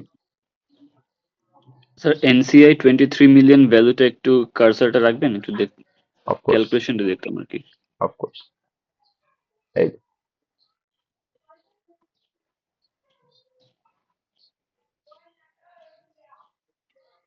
এই 10 মিলিয়ন ভ্যালুটা কি আমার আইডেন্টিফাইবল অ্যাসেটের না মাধ্যমে আসছে? না না, 10 মিলিয়ন হচ্ছে বার্ট হোল কোম্পানির total number of shares, Bart Hole কোম্পানির ইস্যুড নাম্বার অফ শেয়ার হচ্ছে $10 মিলিয়ন। আর যেহেতু এখন 75% অ্যাকোয়ার করা হয়েছে, হ্যাঁ, তাই 25% ইয়েস, বাকি 25% হচ্ছে আমার নন অ্যাকোয়ার্ড, মানে নন কন্ট্রোলিং ইন্টারেস্ট। জি জি, ওকে ওকে, ক্লিয়ার? হ্যাঁ, তাহলে আমি জি আপনাদের একটা স্ট্র্যাটেজি বলে দিই, এটাকে আমরা বলি শ্যাডো প্র্যাকটিস। স্ট্র্যাটেজিটা এরকম থাকবে যে আমরা যখনই কোনো একটা কোয়েশ্চেন প্র্যাকটিস করব, মানে অ্যাটলিস্ট যখন আমি একটা কোয়েশ্চেন প্র্যাকটিস করার জন্য অ্যাটেম্প্ট নিব, আমাকে একটা ফরম্যাটের মতো, মানে একটা ফর্মুলার মতো একটা মানে ফ্রেমওয়ার্ক আমাকে চিন্তা করতে হবে। যেমন খেয়াল করেন, আমি যখন আমার এই কোয়েশ্চেনটা অ্যান্সার করা শুরু করলাম, তখন কিন্তু আমি একটা ফরম্যাট, একটা ফ্রেমওয়ার্ক আমার মাথায় আপনাদেরকে শেয়ার করলাম যে আমার আসলে কি কি জিনিস আমাকে কনসিডার করতে হবে। এবং এই ফরম্যাটটা কিন্তু আমি যখন এই যে এই এক্সিবিটটা পড়েছি, তখনই কিন্তু আপনাদের মাথায় দেওয়ার ট্রাই করেছি। প্লাস আমি যখন আমার এই রিকোয়ারমেন্টটা পড়লাম, তখনও কিন্তু আমি আপনাদেরকে বলার ট্রাই করলাম যে আমি আসলে কিভাবে এই আনসারটা চিন্তা করবো। এটাকে আমরা বলি প্ল্যানিং। আমরা যখনই যে কোনো কোয়েশ্চেন আনসার করি না কেন, প্লিজ আমরা সবসময় কেন জানি খুব মানে এগ্রেসিভলি আনসারের দিকে চলে যাই। Do not do that. Always always use the planning phase. আপনারা প্ল্যানিং করেন, এই 14 মার্কের জন্য আপনি টাইম পাবেন অলমোস্ট 30 মিনিটস আনসার করার জন্য। আপনি আপনার প্ল্যানিং এ মিনিমাম 5 মিনিটস টাইম ডিপ্লয় করেন, প্ল্যানিং এর জন্য মিনিমাম 5 মিনিট ডিপ্লয় করেন, যে আপনি এই কোয়েশ্চেনটাকে কিভাবে আসলে অ্যান্সার করবেন based on your theoretical understanding. আপনি যখনই এই প্ল্যানিংটা সেট করে ফেলবেন আপনার মাথায়, দেখবেন এটা আপনার ওই যখন কোয়েশ্চেনটা পড়বেন, সিনারিওটা পড়বেন, it will help you a lot. প্রত্যেকটা ইনফরমেশন সেটার আলটিমেট ডেস্টিনেশন কি সেটা ডিসাইড করতে। সো প্লিজ মেক শিওর করেন যে আপনারা যখন কোন একটা কোয়েশ্চেন আনসার মানে প্ল্যান করবেন, প্ল্যানিংটা যেন খুব স্ট্রাকচার্ড ফরম্যাটটা আপনি মাথায় রাখেন। যেমন আপনি দেখবেন আমি পরের কোয়েশ্চেনটাও যখন আলটিমেটলি মানে রিকোয়ারমেন্টটা যখন পড়বো, তখন আপনাদের সাথে আমি আগে একটা ওভারঅল প্ল্যানিং ডিসকাশন করব। আমি কিন্তু সরাসরি রিকোয়ারমেন্ট অথবা আমি সরাসরি আমার কোয়েশ্চেন এক্সিবিটে যাব না। আমি আমার রিকোয়ারমেন্টটা ভালো করে দেখব, রিকোয়ারমেন্টটা দেখার পর দেন আমার মাথায় একটা কোয়েশ্চেন আমার মাথায় থাকবে। এইটার বাইরে আসলে এটা থাকার কোনো ওয়ে থাকে না, বিকজ আমার নলেজ তো ওইটাই, আমি তো জানি যে এটার রেসপেক্টিভ অ্যাকাউন্টিং স্ট্যান্ডার্ড কি। সো আমি আমার রেলেভেন্ট নলেজ গুলো একটু রিকল করার ট্রাই করব, প্ল্যানিং করার ট্রাই করব, then I will move to the final question and final answer thing. So please make sure যে আমরা সবসময় যেন আমাদের যে কোনো একটা কোয়েশ্চেন আনসার করার সময় প্ল্যানিংটা ভালো করে করি। সো এটা আমরা যদি না করি তাহলে যে প্রবলেমটা হবে, আমি র্যান্ডম হয়ে যাব, দেখবেন স্ক্যাটার হয়ে যাবেন আপনার ব্রেন, যে আপনি দেখা যাচ্ছে কোনটা পড়তেছেন আবার কোন ইনফরমেশনটা থেকে কোন ইনফরমেশনটা আসতেছে। যেমন রকি একটা কোয়েশ্চেন করলো, দেখেন যে এই কোয়েশ্চেনে কিন্তু প্ল্যানিংটা যদি আপনি করতেন ঠিক মতো তাহলে কিন্তু আর এই প্রবলেমটা থাকতো না। যেমন আপনার জন্য আসলে নাম্বার অফ শেয়ার দরকার, রাইট? কেননা নাম্বার অফ শেয়ার ছাড়া আপনি টোটাল কত পার্সেন্ট আপনি কন্ট্রোলিং ইন্টারেস্ট নন কন্ট্রোলিং সেটা আপনি পারবেন না। তার মানে এটা আপনাকে মাথায় রাখতে হবে যে নাম্বার অফ শেয়ারটা কোশ্চেনে দেওয়া আছে কিনা, সেটা কোথায় দেওয়া আছে, ফার্স্ট লাইনে দেওয়া আছে। আমার দরকার হচ্ছে গুডউইল ক্যালকুলেশনের জন্য নেট অ্যাসেটটা কি দেওয়া আছে কিনা। আমার গুডউইল ক্যালকুলেশনের জন্য দরকার ফেয়ার ভ্যালু অফ কনসিডারেশন, সেটা দেওয়া আছে কিনা। এই যে মানে এই যে ফ্রেমওয়ার্কটা, এই যে প্ল্যানিংটা, এটা আপনাকে অনেক বেশি হেল্প করবে কোন একটা ওপেন এন্ডেড কোয়েশ্চেন। বিকজ আপনি যখন এক্সামের জন্য যাবেন তখন কিন্তু আপনার জন্য একটা ওপেন এন্ডেড, মানে হচ্ছে আপনি কিন্তু অনেক কিছু আসলে মনে থাকবে, অনেক কিছু দেখবেন আপনি রিকল করতে পারছেন না। সো আপনি যখনই প্ল্যানিংটা করার ট্রাই করবেন তখন দেখবেন আপনার ওই স্পেসিফিক কোয়েশ্চেনের জন্য ওই পার্টিকুলার নলেজ গুলো আপনাকে অনেক বেশি হেল্প করবে। এরপরে আসেন number B, using exhibit two advise. এই ওয়ার্ডটা খুব ইম্পর্টেন্ট, হ্যাঁ, অ্যাডভাইস। আগের ক্ষেত্রে কিন্তু ছিল এক্সপ্লেন, তার মানে আপনাকে কোনো অ্যাডভাইস করতে হয় নাই, বাট এখানে আপনাকে অ্যাডভাইস করতে হবে। You are an adviser then. The directors of Starling Company with illustrative calculations how the 30% investment in melting company should be accounted for in Starling Company's individual and consolidated financial statements। খেয়াল করে দেখেন, তার মানে আমার এখানে দুই ভাবে চিন্তা করতে হবে। একটা হচ্ছে আমার স্টার্লিং কোম্পানির individual financial statement as per IS 27 separate financial statements এ আমরা এটাকে কিভাবে ট্রিট করব, আর কনসলিডেটেড ফাইন্যান্সিয়াল স্টেটমেন্টস এ এটাকে আমরা কিভাবে ট্রিট করব, সেটা আমাকে অ্যাডভাইস করতে হচ্ছে কিভাবে, based on the illustrative calculation and that is a 30% investment in Malting. তার মানে এখানে আমার ক্যালকুলেশনটাও আসবে, আমার অ্যাডভাইসটাও আসবে based on the illustrative calculation. এখন আমি আমার এটুকু সিনারিও পড়ে আমি আসলে বুঝতে পারলাম না যে আসলে কি চিন্তা করবো আমরা এখানে, বাট আমার মাথায় এতটুকু জিনিস আমার মাথায় আসবে যে যেহেতু 30% এটা আমার অ্যাসোসিয়েট হবে, হয়তো বা অ্যাসোসিয়েট হলে আমি কিভাবে ট্রিট করব। অ্যাসোসিয়েট হলে আমি আমার সেপারেট ফাইন্যান্সিয়াল স্টেটমেন্টে ট্রিট করব হচ্ছে আমার এটাকে ইনভেস্টমেন্ট হিসাবে থাকবে, মানে আমার ইনভেস্টমেন্টের মধ্যেই থাকবে, এবং পরবর্তীতে আমি যখন কনসলিডেট করব তখন এটার জন্য আমি ইকুইটি মেথড ইউজ করব। আর ইনভেস্টমেন্ট যখন থাকবে সেটাকে আমরা আলটিমেটলি কস্ট মডেলেও রাখতে পারি, আবার এটা আমার আইএফআরএস 9 মানে ফেয়ার ভ্যালু মডেলেও আমি আমার রাখতে পারি। তো সেই ক্ষেত্রে এটা হচ্ছে আমার জাস্ট একটা রাফ থিঙ্কিং যে আমার এই 30% পার্সপেক্টিভটা এভাবে চিন্তা করতে হবে। যখন আমার কনসলিডেটেড ফাইন্যান্সিয়াল স্টেটমেন্ট আমি প্রিপেয়ার করব তখন অ্যাসোসিয়েটের জন্য আমাকে ইকুইটি মেথড ফলো করতে হবে, এবং ইকুইটি মেথড আমি যখন ফলো করব ইকুইটি মেথডের জন্য আমার আলটিমেটলি মেন আউটকাম হবে আমার ইনভেস্টমেন্ট ইন অ্যাসোসিয়েট, যেটা আসবে carrying value of investment in associate, that আমরা ফর্মুলা যেভাবে ইউজ করি, cost of investment plus post acquisition profit less any dividend receipt less any impairment loss, এই সব অ্যাডজাস্টমেন্ট করার পর দেন উই উইল কনসিডার যে আসলে আমার ultimately carrying value of investment কত, যেটা আমার কনসলিডেটেড স্টেটমেন্ট অফ ফাইন্যান্সিয়াল পজিশনে আসবে। আর consolidated statement of profit and লসে একটা লাইন আইটেম আসবে ইনকাম ফ্রম অ্যাসোসিয়েট। সেখানে ইনকাম ফ্রম অ্যাসোসিয়েট আসবে হচ্ছে পোস্ট অ্যাকুইজিশন প্রফিটের যত পার্সেন্ট আমি অ্যাকোয়ার করেছি তত পার্সেন্ট আমি আসলে আমার পোস্ট অ্যাকুইজিশন প্রফিটের ওই মান্থের প্রফিটটা আমি পাবো। তো এটা হচ্ছে আমার একটা ওভারঅল প্ল্যানিং আন্ডারস্ট্যান্ডিং, যেটা আমার আসলে হয়তোবা যদি এটা অ্যাসোসিয়েট হয় এইভাবে আমাকে চিন্তা করতে হবে। বাট যদি অ্যাসোসিয়েট না হয়ে অন্য কোনো ইনভেস্টমেন্ট টাইপ হয়, যেমন অন্য কোনো ইনভেস্টমেন্ট কি, সেটা হইতে পারে আমার আলটিমেটলি জয়েন্ট অ্যারেঞ্জমেন্ট, সেটা হইতে পারে আমার joint operations or joint venture, সেটা আমি এখন ডিফাইন করতে হবে আমার ওই সিনারিও দেখে, এক্সিবিট দেখে আমি ডিসিশনটা দিতে পারবো যে এটা কি আসলে আমার ইনভেস্টমেন্ট অ্যাসোসিয়েট হলে অবশ্যই সিগনিফিকেন্ট ইনফ্লুয়েন্স থাকতে হবে। বাট যদি আমার জয়েন্ট অ্যারেঞ্জমেন্ট হতে হয় তাহলে আমার কয়েকটা জিনিস হইতেই হবে। একটা হচ্ছে আমার এদের মধ্যে একটা কন্ট্রাকচুয়াল এগ্রিমেন্ট থাকবে, এবং কোনো ডিসিশনই আনঅ্যানিমাস কনসেন্ট ছাড়া নেওয়া যাবে না, মানে সকলের মানে সব, যেটাকে আমরা বলি সর্বসম্মতিক্রমে নিতে হবে। এবং সেক্ষেত্রে আমার জয়েন্ট অপারেশনের জন্য আমরা যেটা জানি জয়েন্ট অপারেশনের জন্য সেপারেট কোনো এন্টিটি ক্রিয়েট হয় না, বাট জয়েন্ট ভেঞ্চারের জন্য একটা সেপারেট এন্টিটি ক্রিয়েট হয়। প্লাস জয়েন্ট অপারেশনের জন্য আমরা দুইটা জিনিস কনসিডার করি। একটা হচ্ছে তার রেসপেক্টিভ যত অ্যাসেট, যত লাইবিলিটিস অব্লিগেশন আছে, সেইটা আমরা বেসিক্যালি হচ্ছে আমার যে প্যারেন্ট কোম্পানি তাকে এটার মানে অ্যাসেটটাও সে এন্টারটেইন করে, মানে অ্যাসেটটাও সে আলটিমেটলি বেনিফিটটা পায়, আবার লাইবিলিটিটাও হচ্ছে তাকে মানে আলটিমেটলি অব্লিগেশনটা তাকে বুক করতে হয়, কনসিডার করতে হয়, রেকগনাইজ করতে হয়। দ্যাট মিনস আপনার জয়েন্ট অপারেশনের জন্য অ্যাসেট এবং লাইবিলিটিস এর দুইটার জন্যই আপনাকে আলটিমেটলি কনসিডারেশনে নিতে হয়। বাট জয়েন্ট ভেঞ্চারের জন্য কি হয়, জয়েন্ট ভেঞ্চারের জন্য কিন্তু আপনি অ্যাসেট লাইবিলিটির জন্য সেপারেটলি লায়াবল অথবা বেনিফিশিয়ার হন না, সেটা হচ্ছে হয় নেট অ্যাসেটের উপর, মানে জয়েন্ট ভেঞ্চারটা হয় হচ্ছে the the proportion the acquisition the based on the net asset. এই হচ্ছে মেন দুইটা ডিফারেন্স। জয়েন্ট অপারেশন হচ্ছে অ্যাসেট অ্যান্ড লাইবিলিটিস এর উপর, আর জয়েন্ট ভেঞ্চার হচ্ছে নেট অ্যাসেটের উপর। তো যখনই আপনি এই ডেফিনেশনটা বুঝতে পারবেন, এই ডেফিনেশন যখন আপনার মাথায় আসবে অ্যাজ পার আইফারএস 11, তখন কিন্তু আপনি ডিফাইন করতে পারবেন যে এটা কি জয়েন্ট। ফার্স্টে আপনাকে ডিফাইন করতে হবে এটা কি আপনার জয়েন্ট অ্যারেঞ্জমেন্ট। হ্যাঁ, এটা জয়েন্ট অ্যারেঞ্জমেন্ট। জয়েন্ট অ্যারেঞ্জমেন্টের জন্য দুইটা জিনিস, একটা হচ্ছে আপনার ওই যে কন্ট্রাকচুয়াল এগ্রিমেন্ট, আরেকটা হচ্ছে আমার unanimous consent for taking any decision. এখন আসেন জয়েন্ট অ্যারেঞ্জমেন্ট হইলো অ্যাজ পার আইফারএস 11, এখন এটা কি আমার জয়েন্ট অপারেশনস নাকি জয়েন্ট ভেঞ্চার সেটা আপনাকে ডিফাইন করতে হবে। জয়েন্ট অপারেশনস যদি হয় তাহলে এটা জয়েন্ট অপারেশনস এর অ্যাকাউন্টিং এন্ট্রি, অ্যাকাউন্টিং ট্রিটমেন্ট হিসেবে যাবে।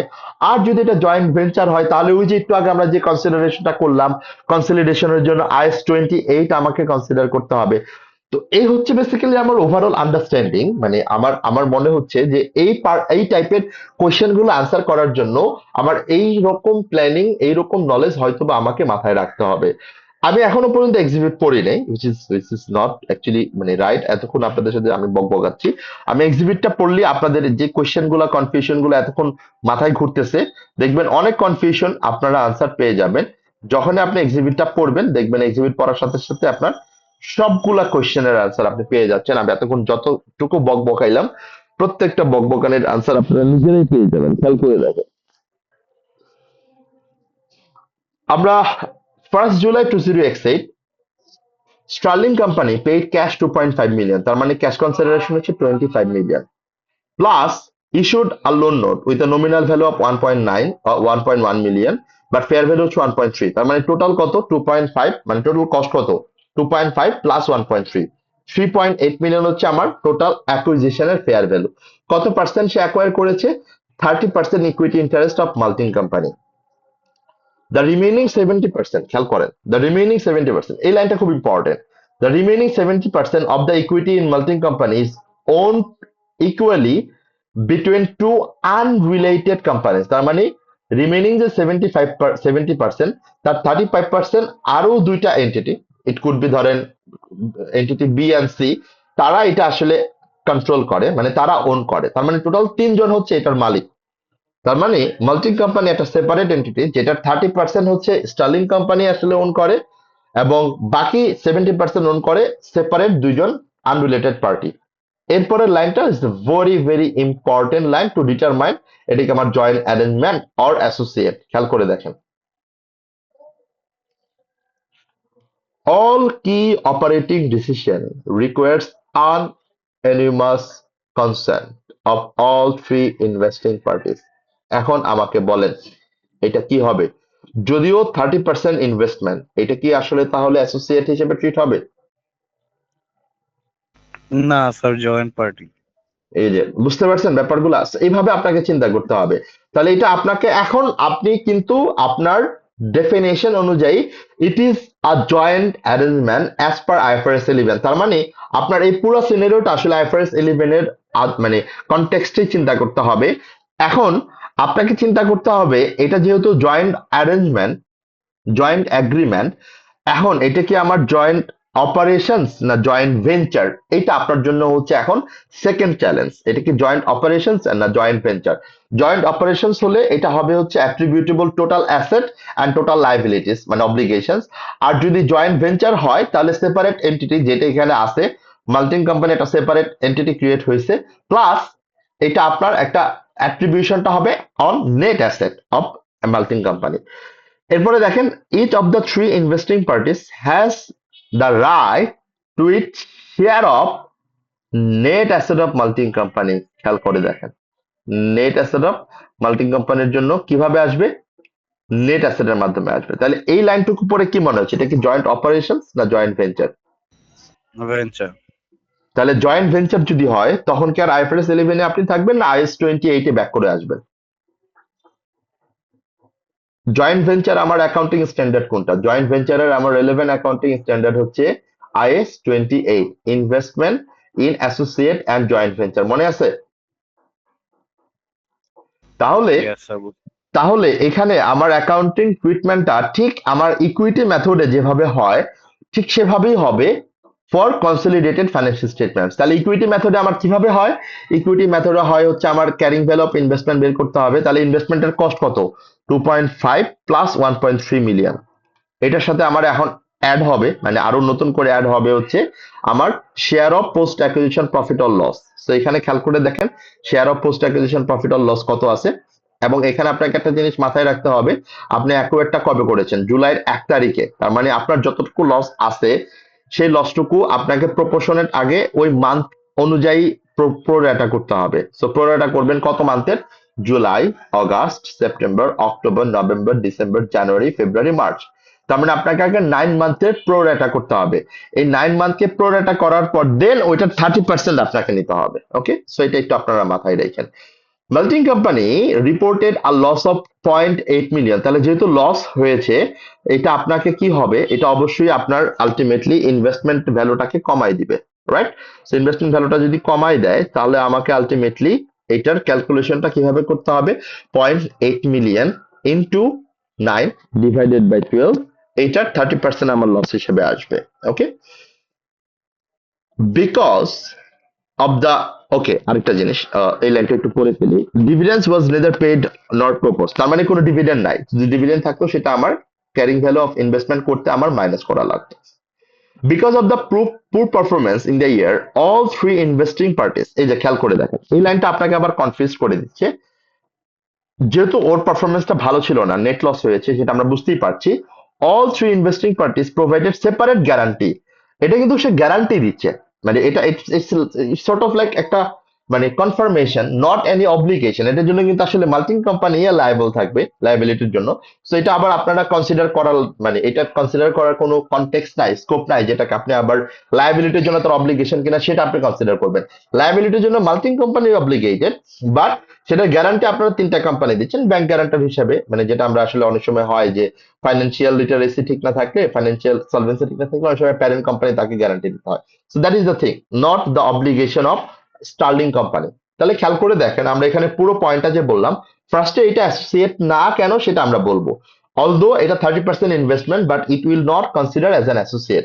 সেকেন্ড আমরা বলবো যে এটা বেসিক্যালি আমার কি হিসেবে কনসিডার হবে? এটা আমার কনসিডার হবে হচ্ছে আলটিমেটলি আইফারএস 11 জয়েন্ট অ্যারেঞ্জমেন্ট হিসেবে। সো জয়েন্ট অ্যারেঞ্জমেন্ট যদি হয় তখন আমাকে এটা কনসিডার করতে হবে এটা কি জয়েন্ট অপারেশনস না জয়েন্ট ভেঞ্চার। আমরা ইভালুয়েট করে দেখব যে জয়েন্ট অপারেশনস এর কন্ডিশনস কি। জয়েন্ট অপারেশনস এর কন্ডিশন হচ্ছে কন্ট্রাকচুয়াল এগ্রিমেন্ট থাকবে এবং তাদের অ্যাসেট এবং লাইবিলিটি তারা এভাবে শেয়ার করবে। আর জয়েন্ট ভেঞ্চারে আমার ক্যারেক্টারিস্টিক্স কি, তাদের রাইট থাকবে হচ্ছে নেট অ্যাসেটের উপর। So in this scenario multi company should be considered A joint venture. এখন আসেন, এই পর্যন্ত আপনি সবকিছু ক্লিয়ার। এখন আপনাকে ডিসাইড করে দিতে হবে যে আলটিমেটলি আপনি, এটা হচ্ছে আমার requirement B, investment in multi company. এই পর্যন্ত আপনি সব ঠিক করলেন 30%, and that is relevant accounting standard is IFRS 11 and IS 28। এখন আপনাকেও বলতেছে, মানে পরের পার্টটুকু খেয়াল করেন, আপনি রিকোয়ারমেন্টটা খুব ভালো করে খেয়াল করেন। পরের পার্টটুকু কি বলছে, যে এইটার অ্যাকাউন্টিং ট্রিটমেন্ট কিভাবে হবে ওর ইন্ডিভিজুয়াল ফাইন্যান্সিয়াল স্টেটমেন্টে, right? 30% investment in individual financial স্টেটমেন্টসে অ্যান্ড ওর কনসলিডেটেড ফাইন্যান্সিয়াল স্টেটমেন্টস। এটা কিন্তু খুব ইম্পর্টেন্ট, যে should be accounted for individual and consolidated. এখন আসেন individual financial statements. Individual financial স্টেটমেন্টের জন্য বেসিক্যালি ওকে চিন্তা করতে হবে এটা কি ও ultimately IS 27 separate financial statement. কারণ স্টার্লিং কোম্পানি যখন সেপারেট ফাইন্যান্সিয়াল স্টেটমেন্ট সে আলটিমেটলি প্রিপেয়ার করবে, তখন এইটাকে সে আলটিমেটলি তিনটা মেথডে রাখতে পারে। একটা হচ্ছে কস্ট, ওকে, বেসিক্যালি হচ্ছে আমরা যদি চিন্তা করি মানে আমার সাবসিডিয়ারি যদি হয়, ওকে, সাবসিডিয়ারি হলে কস্ট, IFRS 9 মানে ফেয়ার ভ্যালু 9, এই দুইটা হচ্ছে আমার যদি সাবসিডিয়ারি হয়। আর for associate or other investment ক্ষেত্রে কি হবে, যদি আমার জয়েন্ট ভেঞ্চার হয়, জয়েন্ট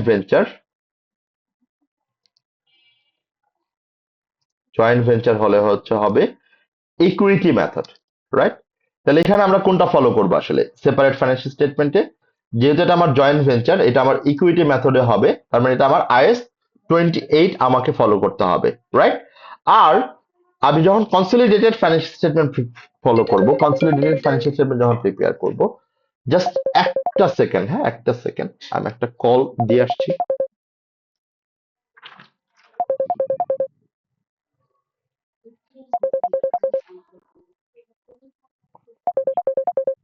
আব্বু কি নামাজে গেছে গা? সানি আসছিল?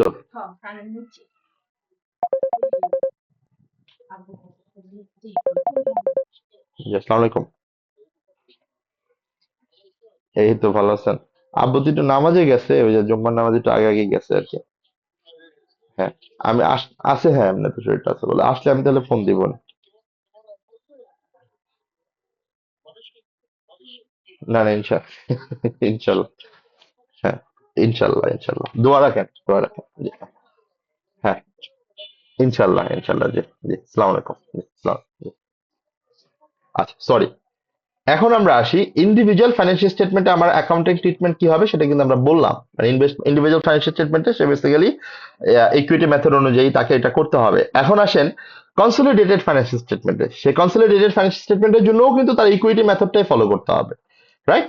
Equity method as per IS 28। এখানে সে কি করবে, এখানে দুইটা লাইন আইটেম আসবে, for consolidated statement of financial position, আর হচ্ছে for consolidated statement of profit and loss. Consolidated financial statement of financial পজিশনের জন্য হচ্ছে carrying value of investment in in joint venture, sorry, joint venture. আর হচ্ছে share of post acquisition profit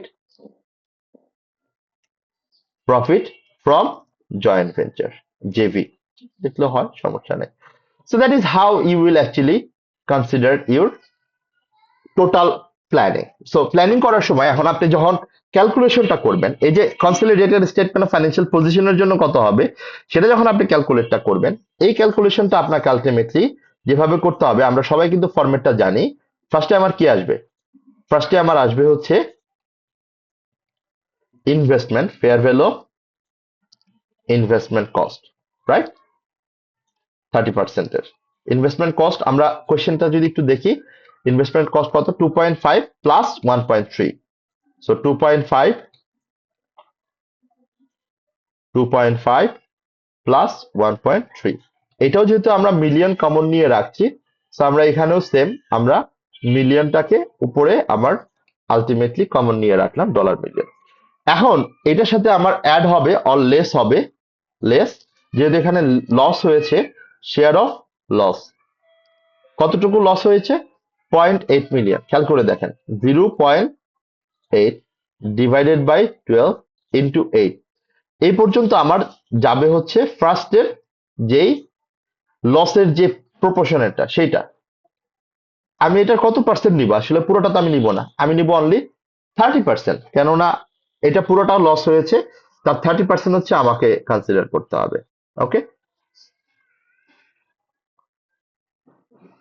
আমার কি 8 হবে না 9 হবে? আমরা তো 9 মান্থের ছিল, সরি, 0.8। এটা আমার মাইনাস হবে, যেহেতু মাইনাস হবে ব্র্যাকেটের আগে আমরা মাইনাস সাইন দিয়ে নিচ্ছি, তাহলেই আমি পেয়ে যাব হচ্ছে ক্যারিং ভ্যালু অফ ইনভেস্টমেন্ট। এই যে ক্যারিং ভ্যালু অফ ইনভেস্টমেন্ট আমরা পেলাম, এই অ্যামাউন্টটাই আমার কনসলিডেটেড স্টেটমেন্ট অফ ফাইন্যান্সিয়াল পজিশনে অ্যাসেট হিসেবে যাবে, প্লাস এই যে আমার consolidated statement of profit and লসের যে কথাটা আমরা বলতেছি, এইটার এই যে 0.8 মিলিয়ন, এই শেয়ার অফ আমার লস, এটা আমার 0.8 মিলিয়নটা consolidated statement of profit and লসে সেপারেটলি আমার মানে share of post acquisition profit হবে না, এটা আসলে লস হবে, সরি, যেহেতু এখানে লস হয়েছে, লস ফ্রম জয়েন্ট ভেঞ্চার। তাহলে খেয়াল করেন, আমরা কিন্তু মোটামুটি ভাবে মানে যে পয়েন্টগুলো নিয়ে কথা বলছি, প্রত্যেকটা পয়েন্টের কিন্তু রেসপেক্টিভ ক্যালকুলেশন এখানে আমরা দেখানোর ট্রাই করছি, এবং এক্সপ্লেনেশনটাও কিন্তু আপনার সাথে ডিসকাশন করা হচ্ছে। সো আই ডোন্ট থিঙ্ক আপনাদের এখানে ওইরকম কোনো কনফিউশন প্রবলেম কাজ করবে, যেটা আসলে আমরা নতুন করে এখানে পাচ্ছিলাম অথবা নতুন করে এখানে চলে আসছে। So I am pretty much sure যে আমাদের যে দুইটা কোশ্চেন আমরা করলাম, আমরা যদি রিকোয়ারমেন্টে ব্যাক করি আবার, রিকোয়ারমেন্ট এ এবং বি অলমোস্ট 71 মার্কস আমার ডান। সো এখানে আমাদের কারো কনফিউশন নাই, যদি থাকে আমাকে একটু বলি, আমরা দের পরের কোশ্চেনটাতে ব্যাক করি, মানে রিকোয়ারমেন্ট সি তে আমরা চলে যাই তাড়াতাড়ি করে।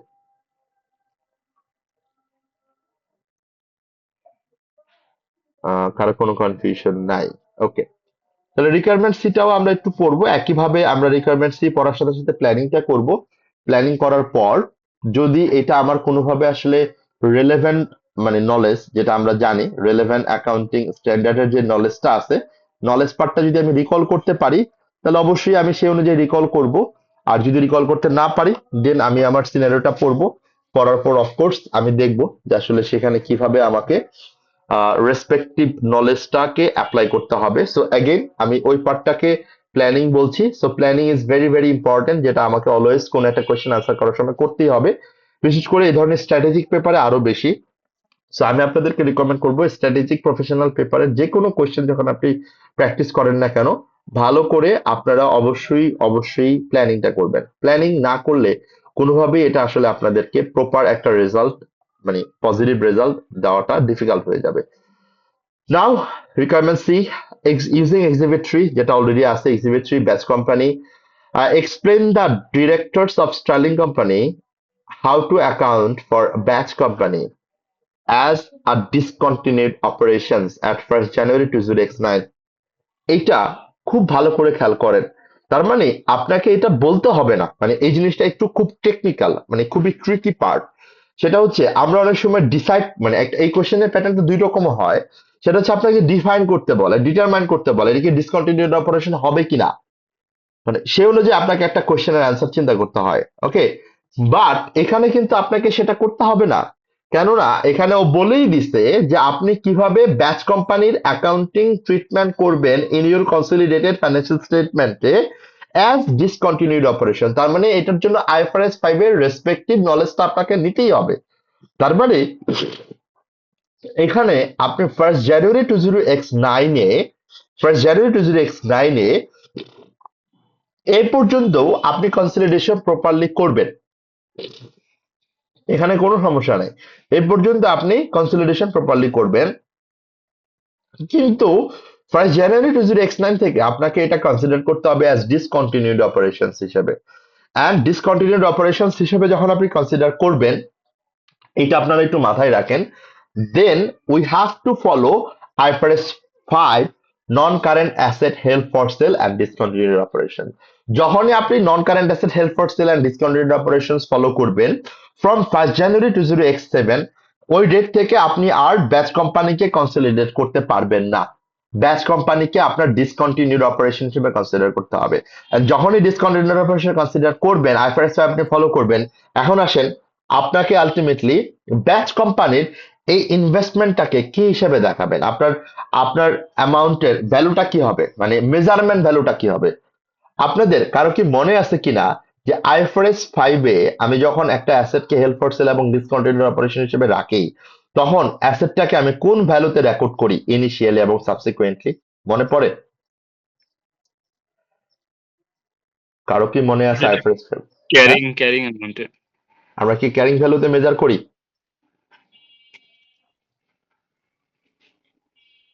একটু মনে করে দেখি। যেহেতু এটা হেল্প ফর সেল, আমরা আলটিমেটলি সেল করেই দেবো, সেটা কি আই থিঙ্ক ক্যারিং ভ্যালুতে রাখা লজিক্যাল না? মানে সেটা সেটা আমিও কোশ্চেনটা করতেছি, ক্যারিং ভ্যালুতেই রাখবো?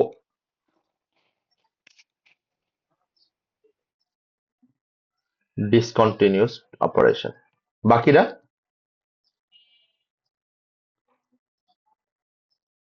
মনে আছে নাকি? মনে নাই? ওকে, ঠিক আছে, সমস্যা নেই। আমি একটু আপনাদেরকে রিকল করাই দিই। হ্যাঁ, আমি আবারও বলছি, এখানে আপনাকে এটা ডিফাইন করতে হবে না এটা কি help for sale discontinued operation না কি না।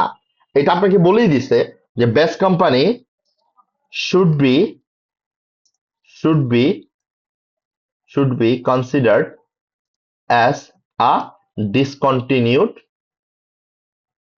operations at 1st of Jan 2009। তার মানে দুইটা দুইটা টাইমলাইন, একটা হচ্ছে টিল 1st Jan 2009, এই পর্যন্ত হচ্ছে আমার as of this date all amount should be consolidated properly, right, as per the relevant accounting standard, and from 1st Jan 2009 it should be considered as IFRS 5 non-current asset held for sale, and according to IFRS 5 the value of investment should be measured at lower of should be measured at lower of আমি আবারও বলছি lower of carrying value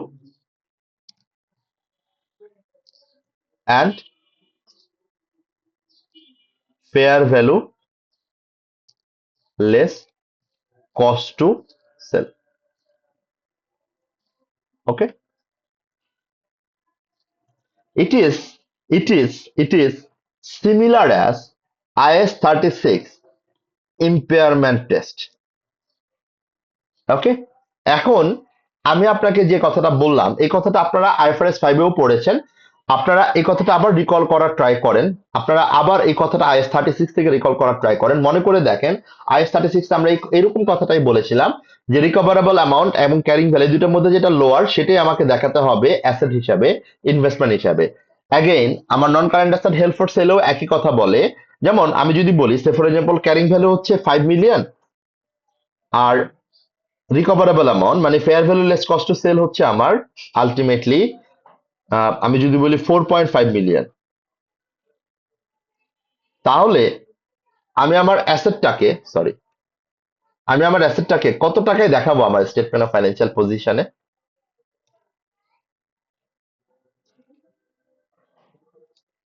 কত টাকায় দেখাবো? 4.5 দেখাবো যেহেতু lower. 4.5 মিলিয়নে দেখাবো। এখন খেয়াল করে দেখেন, যদিও অ্যাসেটের ক্যারিং ভ্যালু আছে হচ্ছে 5 মিলিয়ন, যদিও অ্যাসেটের ক্যারিং ভ্যালু আছে আমার 5 million, this should be this amount should be presented as and investment value. Okay, এখন ভালো করে খেয়াল করেন, এখানে এখানে কোনো কি ইম্পেয়ারমেন্ট হচ্ছে না হয় নাই? ভালো করে খেয়াল করে দেখেন। 0.5 মিলিয়নের এখানে একটা ইম্পেয়ারমেন্ট লস হচ্ছে। একটা ইম্পেয়ারমেন্ট লস কি আপনারা এখানে পাচ্ছেন কিনা? তাহলে এই ইম্পেয়ারমেন্ট লসটা এই ইম্পেয়ারমেন্ট লসটা loss should be charged along with the goodwill adjustment. কারণ আমার এখানে আমি যে গুডউইলটা কনসিডার করেছিলাম সেখানে কিন্তু আমি আমার ফেয়ার ভ্যালুটা বেশি দেখাচ্ছিলাম। সেই ক্ষেত্রে আমার এখানে যে গুডউইলের অ্যাডজাস্টমেন্ট যেটা থাকবে আমরা ওইখানটাতে যাব, বাট এতটুকু আমরা বলতে পারি যে আমার এই যে 4.5 মিলিয়ন, এই 4.5 মিলিয়ন এবং 5 মিলিয়ন এই দুটোর যে ডিফারেন্স, তার মানে হচ্ছে $0.5 মিলিয়ন, এটাকে আমরা আমার ইম্পেয়ারমেন্ট লস হিসাবে চার্জ করব ইন দা ইনভেস্টমেন্ট, মানে আমি আমার ইনভেস্টমেন্ট ভ্যালুটাকে 0.5 মিলিয়ন কমাই দিব এবং সেটা আমার consolidated statement of profit and loss, আমার statement of profit and loss এটা আমাকে লস হিসেবে দেখাতে হবে। So that is the point. আমি এই মানে বেসিক কনসেপ্টটা জাস্ট এখানে বলার ট্রাই করলাম, জাস্ট বেসিক আন্ডারস্ট্যান্ডিংটা। বাট এখানে সিনারিওতে কি হচ্ছে সেটা আমাকে একটু মাথায় রাখতে হবে। তাহলে এই জিনিসটা আমরা একটু মাথায় রাখার ট্রাই করব যে যখনই আমি কোনো আমার ইনভেস্টমেন্টকে আইএফআরএস 5 অনুযায়ী মেজার করব, তখন ওই ইনভেস্টমেন্টের ভ্যালুটাকে আমার অবশ্যই মেজার করতে হবে লোয়ার অফ কস্ট, মানে carrying value and fair value less cost to sales. এটা যেন আমরা ভুল না করি। হ্যাঁ, এই জিনিসটা আমাকে একটু মাথায় রাখতে হবে। তো এখন আসেন আমরা সিনারিওটা পড়ে দেখি যে আসলে সিনারিওতে আমাকে কি বলতেছে কোশ্চেনে, এবং আমরা আসলে এতক্ষণ কি বুঝলাম এবং কি কি আনসারটা চিন্তা করলাম এতক্ষণ ধরে। ওকে, তো আমরা যদি একটু খেয়াল করেন যে আমার সিনারিওতে যে কথাগুলো বলছে এবং আমি এতক্ষণ ধরে যে কথাগুলো বলছিলাম মানে চিন্তা করছিলাম সেটার সাথে আসলে কতটুকু রিলেশন আছে, এবং আমার রিকোয়ারমেন্টটা যদি আরেকটু ভালো করে রিকল করার ট্রাই করি, মানে আমার সিনারিও থেকে আমাকে দুইটা জিনিস করতে হবে। সেটা হচ্ছে আমার গুডউইলের অ্যামাউন্টটা কত 1 জানুয়ারি 2007, মানে হচ্ছে যখন তাকে আমি অ্যাকোয়ার করেছিলাম তখন 1 জানুয়ারি 2007 আমার গুডউইল কত, অ্যান্ড আমাকে ক্যালকুলেট করতে হবে ইনভেস্টমেন্টটা কিভাবে আলটিমেটলি মেজার করব বিফোর ডিসপোজাল। তার মানে আমাকে এখানে গুডউইলটা ক্যালকুলেট করতে হবে, সেটাও আমরা এখানে ক্যালকুলেট করব, রাইট? আরেকটা হচ্ছে আমার calculate of how the investment, আমি আমার ইনভেস্টমেন্টটাকে কিভাবে দেখাবো।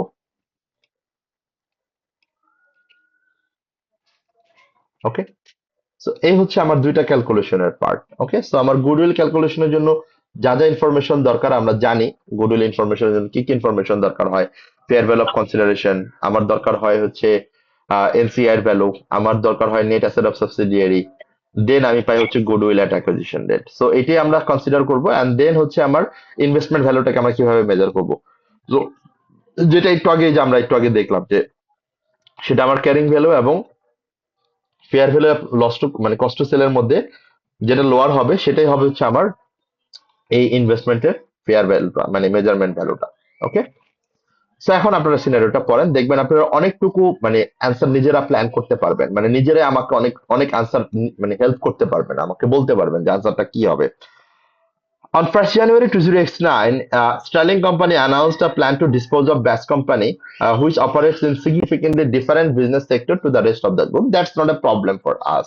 It's not a like information যে এটার জন্য ডিসপোজ করছে কিনা। ওকে, Sterling Company first acquired 70% of the shares in Batch Company on 1st January 2007। খেয়াল করে দেখেন, তার মানে ও কিন্তু আপনার জন্য সাবসিডিয়ারি ছিল এবং ওকে অ্যাকোয়ার করেছেন আপনি 1st January 2007 এ, যেটার কনসিডারেশন ভ্যালু হচ্ছে 3.1 মিলিয়ন এবং নেট অ্যাসেটের ফেয়ার ভ্যালু ছিল হচ্ছে 3.6 মিলিয়ন। তার মানে খেয়াল করেন, তার মানে এখান থেকে আমরা ফেয়ার ভ্যালু অফ কনসিডারেশন পাচ্ছি, নেট অ্যাসেটের ভ্যালুটা পাচ্ছি, বাট এই নেট অ্যাসেটের ভ্যালুটাকে আবার ও ব্রেকডাউন করে দেখাইছে। কেন ব্রেকডাউন করে দেখাইছে?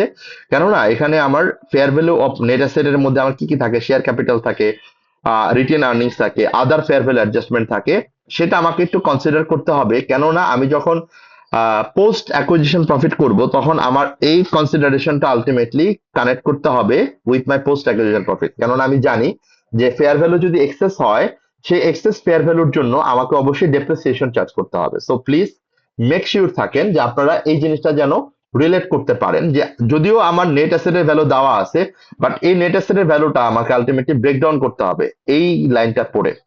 The ordinary share capital of 0.5 million and 2.1 million respectively, খেয়াল করে দেখেন তাহলে টোটাল টোটাল নেট অ্যাসেট কত হয়, 2.1 প্লাস 0.5, টোটাল কত এখানে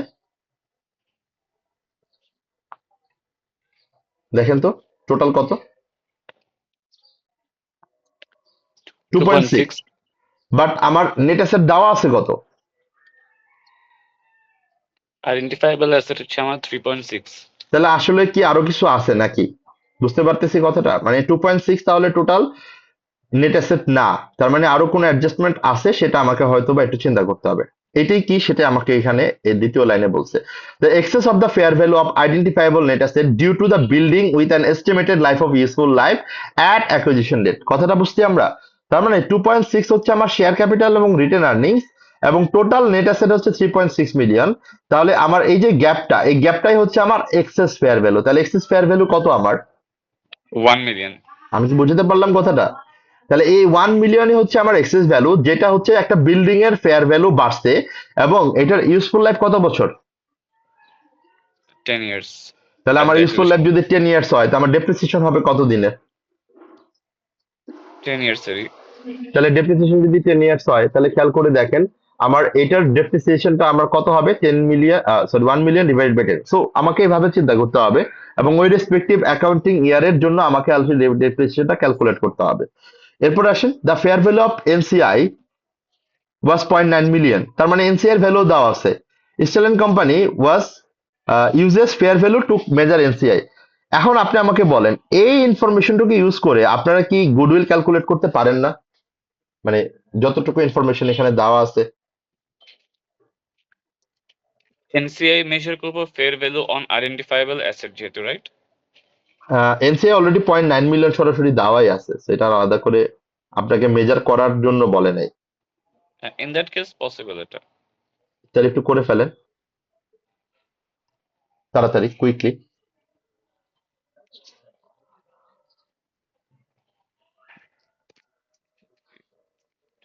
একটু তাড়াতাড়ি করেন please. Issue.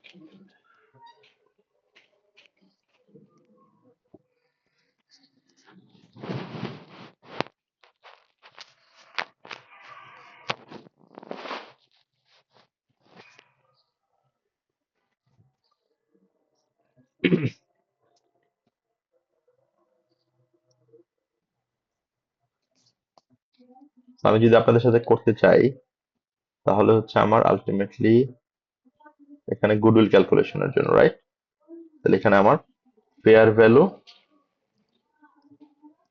Of consideration, fair value of consideration কত, 3.6, 3.1 সরি। 3.1, 3.6 হচ্ছে টোটাল আমার জি জি। নেট অ্যাসেট, এখানে প্লাস আসবে আমার NCI ভ্যালু 0.9। এটা হচ্ছে আমার 3.6, ওকে। এখন আসেন এটার সাথে আমার অ্যাড হবে হচ্ছে add fair value of NCI, okay, fair value of NCI হচ্ছে 0.9, 0.9 ওকে, অ্যান্ড এখান থেকে আমি লেস করব হচ্ছে, আমার ডেপ্রিসিয়েশন লেস হবে এখানে আছে। না ডেপ্রিসিয়েশন তো এটার সাথে কোনো রিলেশন নাই, আমার লেস হবে হচ্ছে আচ্ছা তাহলে স্যার এই যে ফেয়ার এখানে ভ্যালু যে of depreciation net 10 asset, years এর আমি এটা কি আসতেছি আমাদের আসতেছি, fair value of net asset GRE? At acquisition date, আমার অ্যাকুইজিশন ডেটে কি ডেপ্রিসিয়েশন আসে, না না। এটাই বলতেছি আমরা, শেয়ার ক্যাপিটাল, রিটেন আর্নিংস,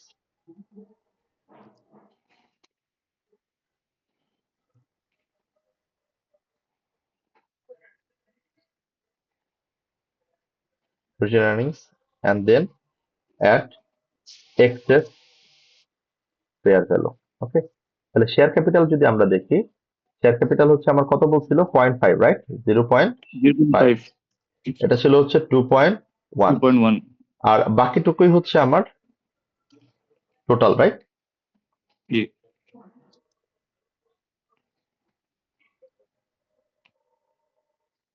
এই তিনটা পার্ট কি আমরা এক লাইনে করে দিতে পারি না? করে দিতে পারি, মানে কোনো সমস্যা নেই। হ্যাঁ, করে দিতে পারি, করে দিতে পারি।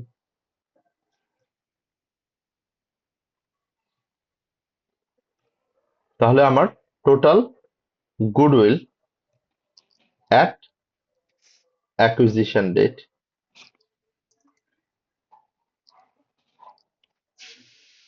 এইটা। ওকে, এখন এই অ্যামাউন্ট গুলো কিন্তু আমরা আলাদা করে না করলেও সমস্যা হতো না, কেননা আমাকে সরাসরি ওরা বলেই দিছে যে আসলে আমার এই অ্যামাউন্ট গুলো কত করে ছিল, ঠিক না? মানে টোটাল নেট অ্যাসেটের ভ্যালু যে 3.6 মিলিয়ন, এটা কিন্তু আমাকে Yes, কোশ্চেনে sir. Already provide 3.6. করা ছিল। সো এটা আমরা কেন করলাম, আমি আবারও বলছি, এটা করলাম হচ্ছে এই অ্যামাউন্টটা জাস্ট বের করার জন্য, জাস্ট টু ফিগার আউট যে আমার এক্সেস মানে কত টাকা ভ্যালু হচ্ছে আমার ফেয়ার ভ্যালু। এবং এই এক্সেস ভ্যালুটা আমার কেন দরকার? এক্সেস ভ্যালুটা দরকার হচ্ছে আমার আলটিমেটলি ডেপ্রিসিয়েশনের জন্য। ওকে, সো ডেপ্রিসিয়েশনটাকে আমরা কিভাবে বের করব, যদি আমরা একটু খেয়াল করি এখানে ডেপ্রিসিয়েশন, এইটা ডিভাইডেড বাই 10, রাইট? এটা হবে হচ্ছে আমার প্রতি বছরের ডেপ্রিসিয়েশন। ওকে, এক বছরের ডেপ্রিসিয়েশন।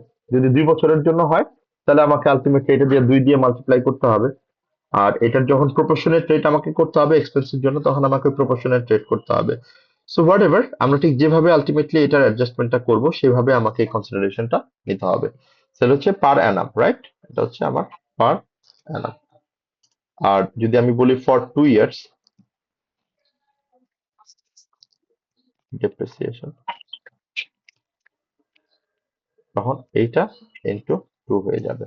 সো এটা হচ্ছে বেসিক্যালি আমাদের মানে একটা বেসিক ক্যালকুলেশন অফ গুডউইল। মানে এটা আসলে স্ট্রেট ফরওয়ার্ড, এখানে খুব বেশি আসলে আমাদের নতুন করে চিন্তা করার কিছু ছিল না। আমরা পুরো ব্যাপারটাই কিন্তু আগেও ডিসকাশন করেছি। তো সেক্ষেত্রে এইটুকু আমার এইভাবে থাকেও, আমার ক্যালকুলেশন এক্সপ্লেনেশন সব যা যা আমরা বললাম ততটুকু আমার ডান। খেয়াল করেন, আমরা পরের প্যারাগ্রাফটা কিন্তু এখনো পড়ি নাই আসলে। পরের প্যারাগ্রাফটা একটু আমরা এখন পড়ার ট্রাই করি, আসলে পরের প্যারাগ্রাফে আমাকে কি বলা হচ্ছে। On 1st January 2009, company retained earnings of 2.9 million with no change in ordinary share capital or impairment of goodwill since acquisition. তার মানে কি, ওর আলটিমেটলি ইনভেস্টমেন্টের যে ভ্যালুটাও বলতেছে, ওর অর্ডিনারি শেয়ারের কোনো চেঞ্জ হয় নাই, মানে অর্ডিনারি শেয়ার 0.4 মিলিয়নই আছে, গুডউইলেরও কোনো ইম্পেয়ারমেন্ট হয় নাই, গুডউইলও 0.4 মিলিয়নই আছে, রাইট? এখন এগুলা সবগুলাই হচ্ছে আমার ক্যারিং ভ্যালু অফ ইনভেস্টমেন্টের ভ্যালু বের করার জন্য। কেননা আমরা যদি ভালো করে খেয়াল করি, আমার ইনভেস্টমেন্টের শেয়ার ক্যাপিটাল ছিল হচ্ছে 0.5 মিলিয়ন, আমার গুডউইল হচ্ছে 0.4 মিলিয়ন, যেটা আমরা মাত্র বের করলাম। রিটেন আর্নিংস আগে ছিল 2.1, বাট এটা আমরাকে এখন কনসিডার করতে হবে যেই ডেটে আমি এখন ডিসকন্টিনিউড অপারেশন করছি সেই ডেটের, মানে হচ্ছে 1st জানুয়ারি, তার মানে 2.9 মিলিয়ন। এরপরে আসেন হচ্ছে আমার fair value adjustment, fair value excess adjustment হচ্ছে 1 মিলিয়ন, যেটা আমার ফেয়ার ভ্যালু বাড়াই দিচ্ছে ভ্যালুটাকে। দেন এটার সাথে আমার যতটুকু ডেপ্রিসিয়েশন সেটুকু আমার বাদ যাবে। সো খেয়াল করেন, মানে এই সবগুলো ব্যাপার আমরা যদি এখন কনসিডার করি, তার মানে আমাকে এই লাইনটার ক্ষেত্রে চিন্তা করতে হবে ক্যারিং ভ্যালুটা আমরা কিভাবে বের করব। দেন আমার পরবর্তী লাইনের অনুযায়ী আমাকে চিন্তা করতে হবে ওর fair value less cost to sell কত। ওকে, দেন আমি পরের প্যারাগ্রাফটা পড়ি। Sterling company decided to treat, মানে যেটা আমি একটু আগেও বলছিলাম যে অলরেডি ডিসাইড করে ফেলছে, সো আপনাকে এটা আর ইভালুয়েট করতে হবে না, এটা কি ডিসকন্টিনিউড হবে আর হবে না। Sterling Company decided to treat Batch Company as a disposal group held for sale in accordance with IFRS 5, non-current asset held for sale and discontinued operations. Assets and liabilities of Batch Company require no measurement to meet applicable IFRS prior to restating as a disposal group. And the total fair value less cost to sell on disposal group at 1st January 2009 is 4.5 million, 4.4 million. তাহলে fair value less cost to sell কত দেওয়া আছে? 4.4 million, right? Fair value less cost to sell, তাহলে এটা 4.4 million দেওয়া আছে। আমার এখন কি দরকার? আমার দরকার ক্যারিং ভ্যালু, রাইট? এখন ক্যারিং ভ্যালু আমরা কিভাবে বের করব? Carrying value investment. Okay, carrying value of investment আমরা বের করব ঠিক যেভাবে আমরা একটু আগে ক্যালকুলেশনটা করছিলাম। Share capital, retain earnings, goodwill,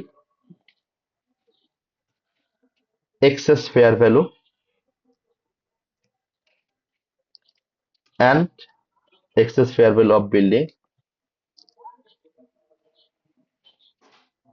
and of course আমাকে মানে depreciation for excess fair value 2 বছরের কিন্তু বিল্ডিং, কারণ আমি ঠিক 2 বছর পরে তাকে ডিসপোজ করছি। তাহলে শেয়ার ক্যাপিটাল কত? ওই যে আমার ওখানে উপরে অলরেডি দেওয়া ছিল 0.5, রিটেন আর্নিংস 2.9, যেটা আমাকে নতুন করে বের মানে বলা আছে। গুডউইল কত? যেটা আমরা একটু আগে বের করলাম 0.4। আমার এক্সেস ফেয়ার ভ্যালু কত? এই যে একটু আগে আমরা ক্যালকুলেট করে বের করেছিলাম 1 million. And depreciation for excess, যেটা আমার মাইনাস হবে 0.2 মিলিয়ন। ওকে, লেস, এটা আমার লেস হবে।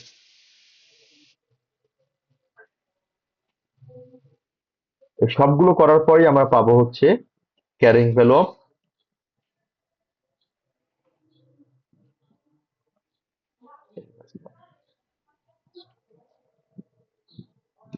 ওকে। তাহলে ক্যারিং ভ্যালু অফ ইনভেস্টমেন্ট আমার কত থাকতেছে? 4.6 মিলিয়ন। খেয়াল করে দেখেন। তাহলে আমি যদি আপনাকে এটা ডাবল এন্ট্রি করতে বলি, আসলে ডাবল এন্ট্রিটা কি হবে? Carrying value of investment 4.6 million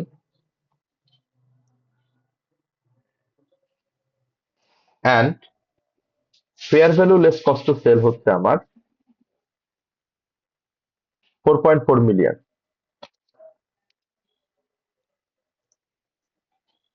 তাহলে এখানে কোনো ইম্পেয়ারমেন্ট লস হয়েছে আর হয়নি? Sir, 0.2 impairment. So there is an impairment loss of কত আমার? 4.6 minus 4.4, 0.2 মিলিয়ন। কতটা কি আমরা বুঝতে পারলাম? কোনো কনফিউশন আছে? না। এখন আসেন, এটাতে দুইটা জিনিস। একটা হচ্ছে আমি যখন আলটিমেটলি মানে রেকগনাইজ করার সময় আসলে আমাকে কিভাবে রেকগনাইজ করতে হবে? As discontinued operation.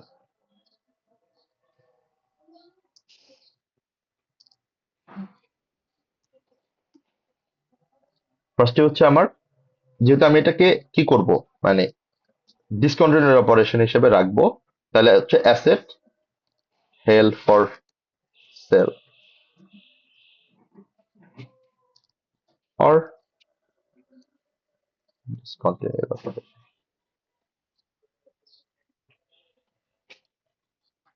অপারেশন। তার মানে fair value less cost to sell, debit.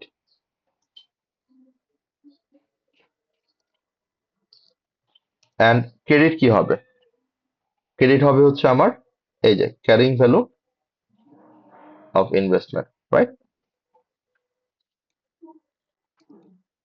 Carrying value or net asset of investment, right?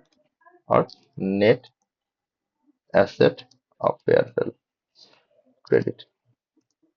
এটা হচ্ছে আমার ডেবিট, এটা হচ্ছে আমার,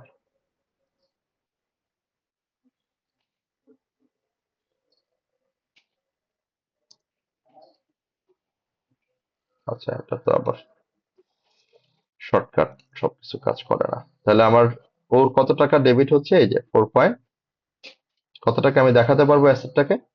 দুইটার মধ্যে যেটা লোয়ার, 4.4 মিলিয়ন। এটা হচ্ছে একটা পার্ট। ওকে, এটা হচ্ছে একটা পার্ট। আরেকটা হচ্ছে এই যে আমার লসটা যে হলো 0.2 মিলিয়ন, খেয়াল করে দেখেন, এই লসটা পুরোটাই কি আমার প্যারেন্ট কোম্পানি বেয়ার করবে? বলেন তো আমাকে। না। ইম্পেয়ারমেন্ট লসের পুরোটা কি মানে প্যারেন্ট কোম্পানি বেয়ার করবে? না, করবে না। Attributing the impairment loss between parent and NCI, তাহলে এর মধ্যে প্যারেন্ট কতটুকু বেয়ার করবে? গ্রুপ রিটেইন আর্নিংস ডেবিট কত পার্সেন্ট? 70%, রাইট? আর এনসিআই ডেবিট কত পার্সেন্ট? 30%। অ্যান্ড ক্রেডিট হবে কতটুকু? গুডউইল পুরোটা আমার গুডউইল ক্রেডিট পুরো 100%। এখন আসেন আমার ইম্পেয়ারমেন্ট লস যতটুকু হয়েছে 0.2 মিলিয়ন, সরি কই গেল ইম্পেয়ারমেন্ট লস,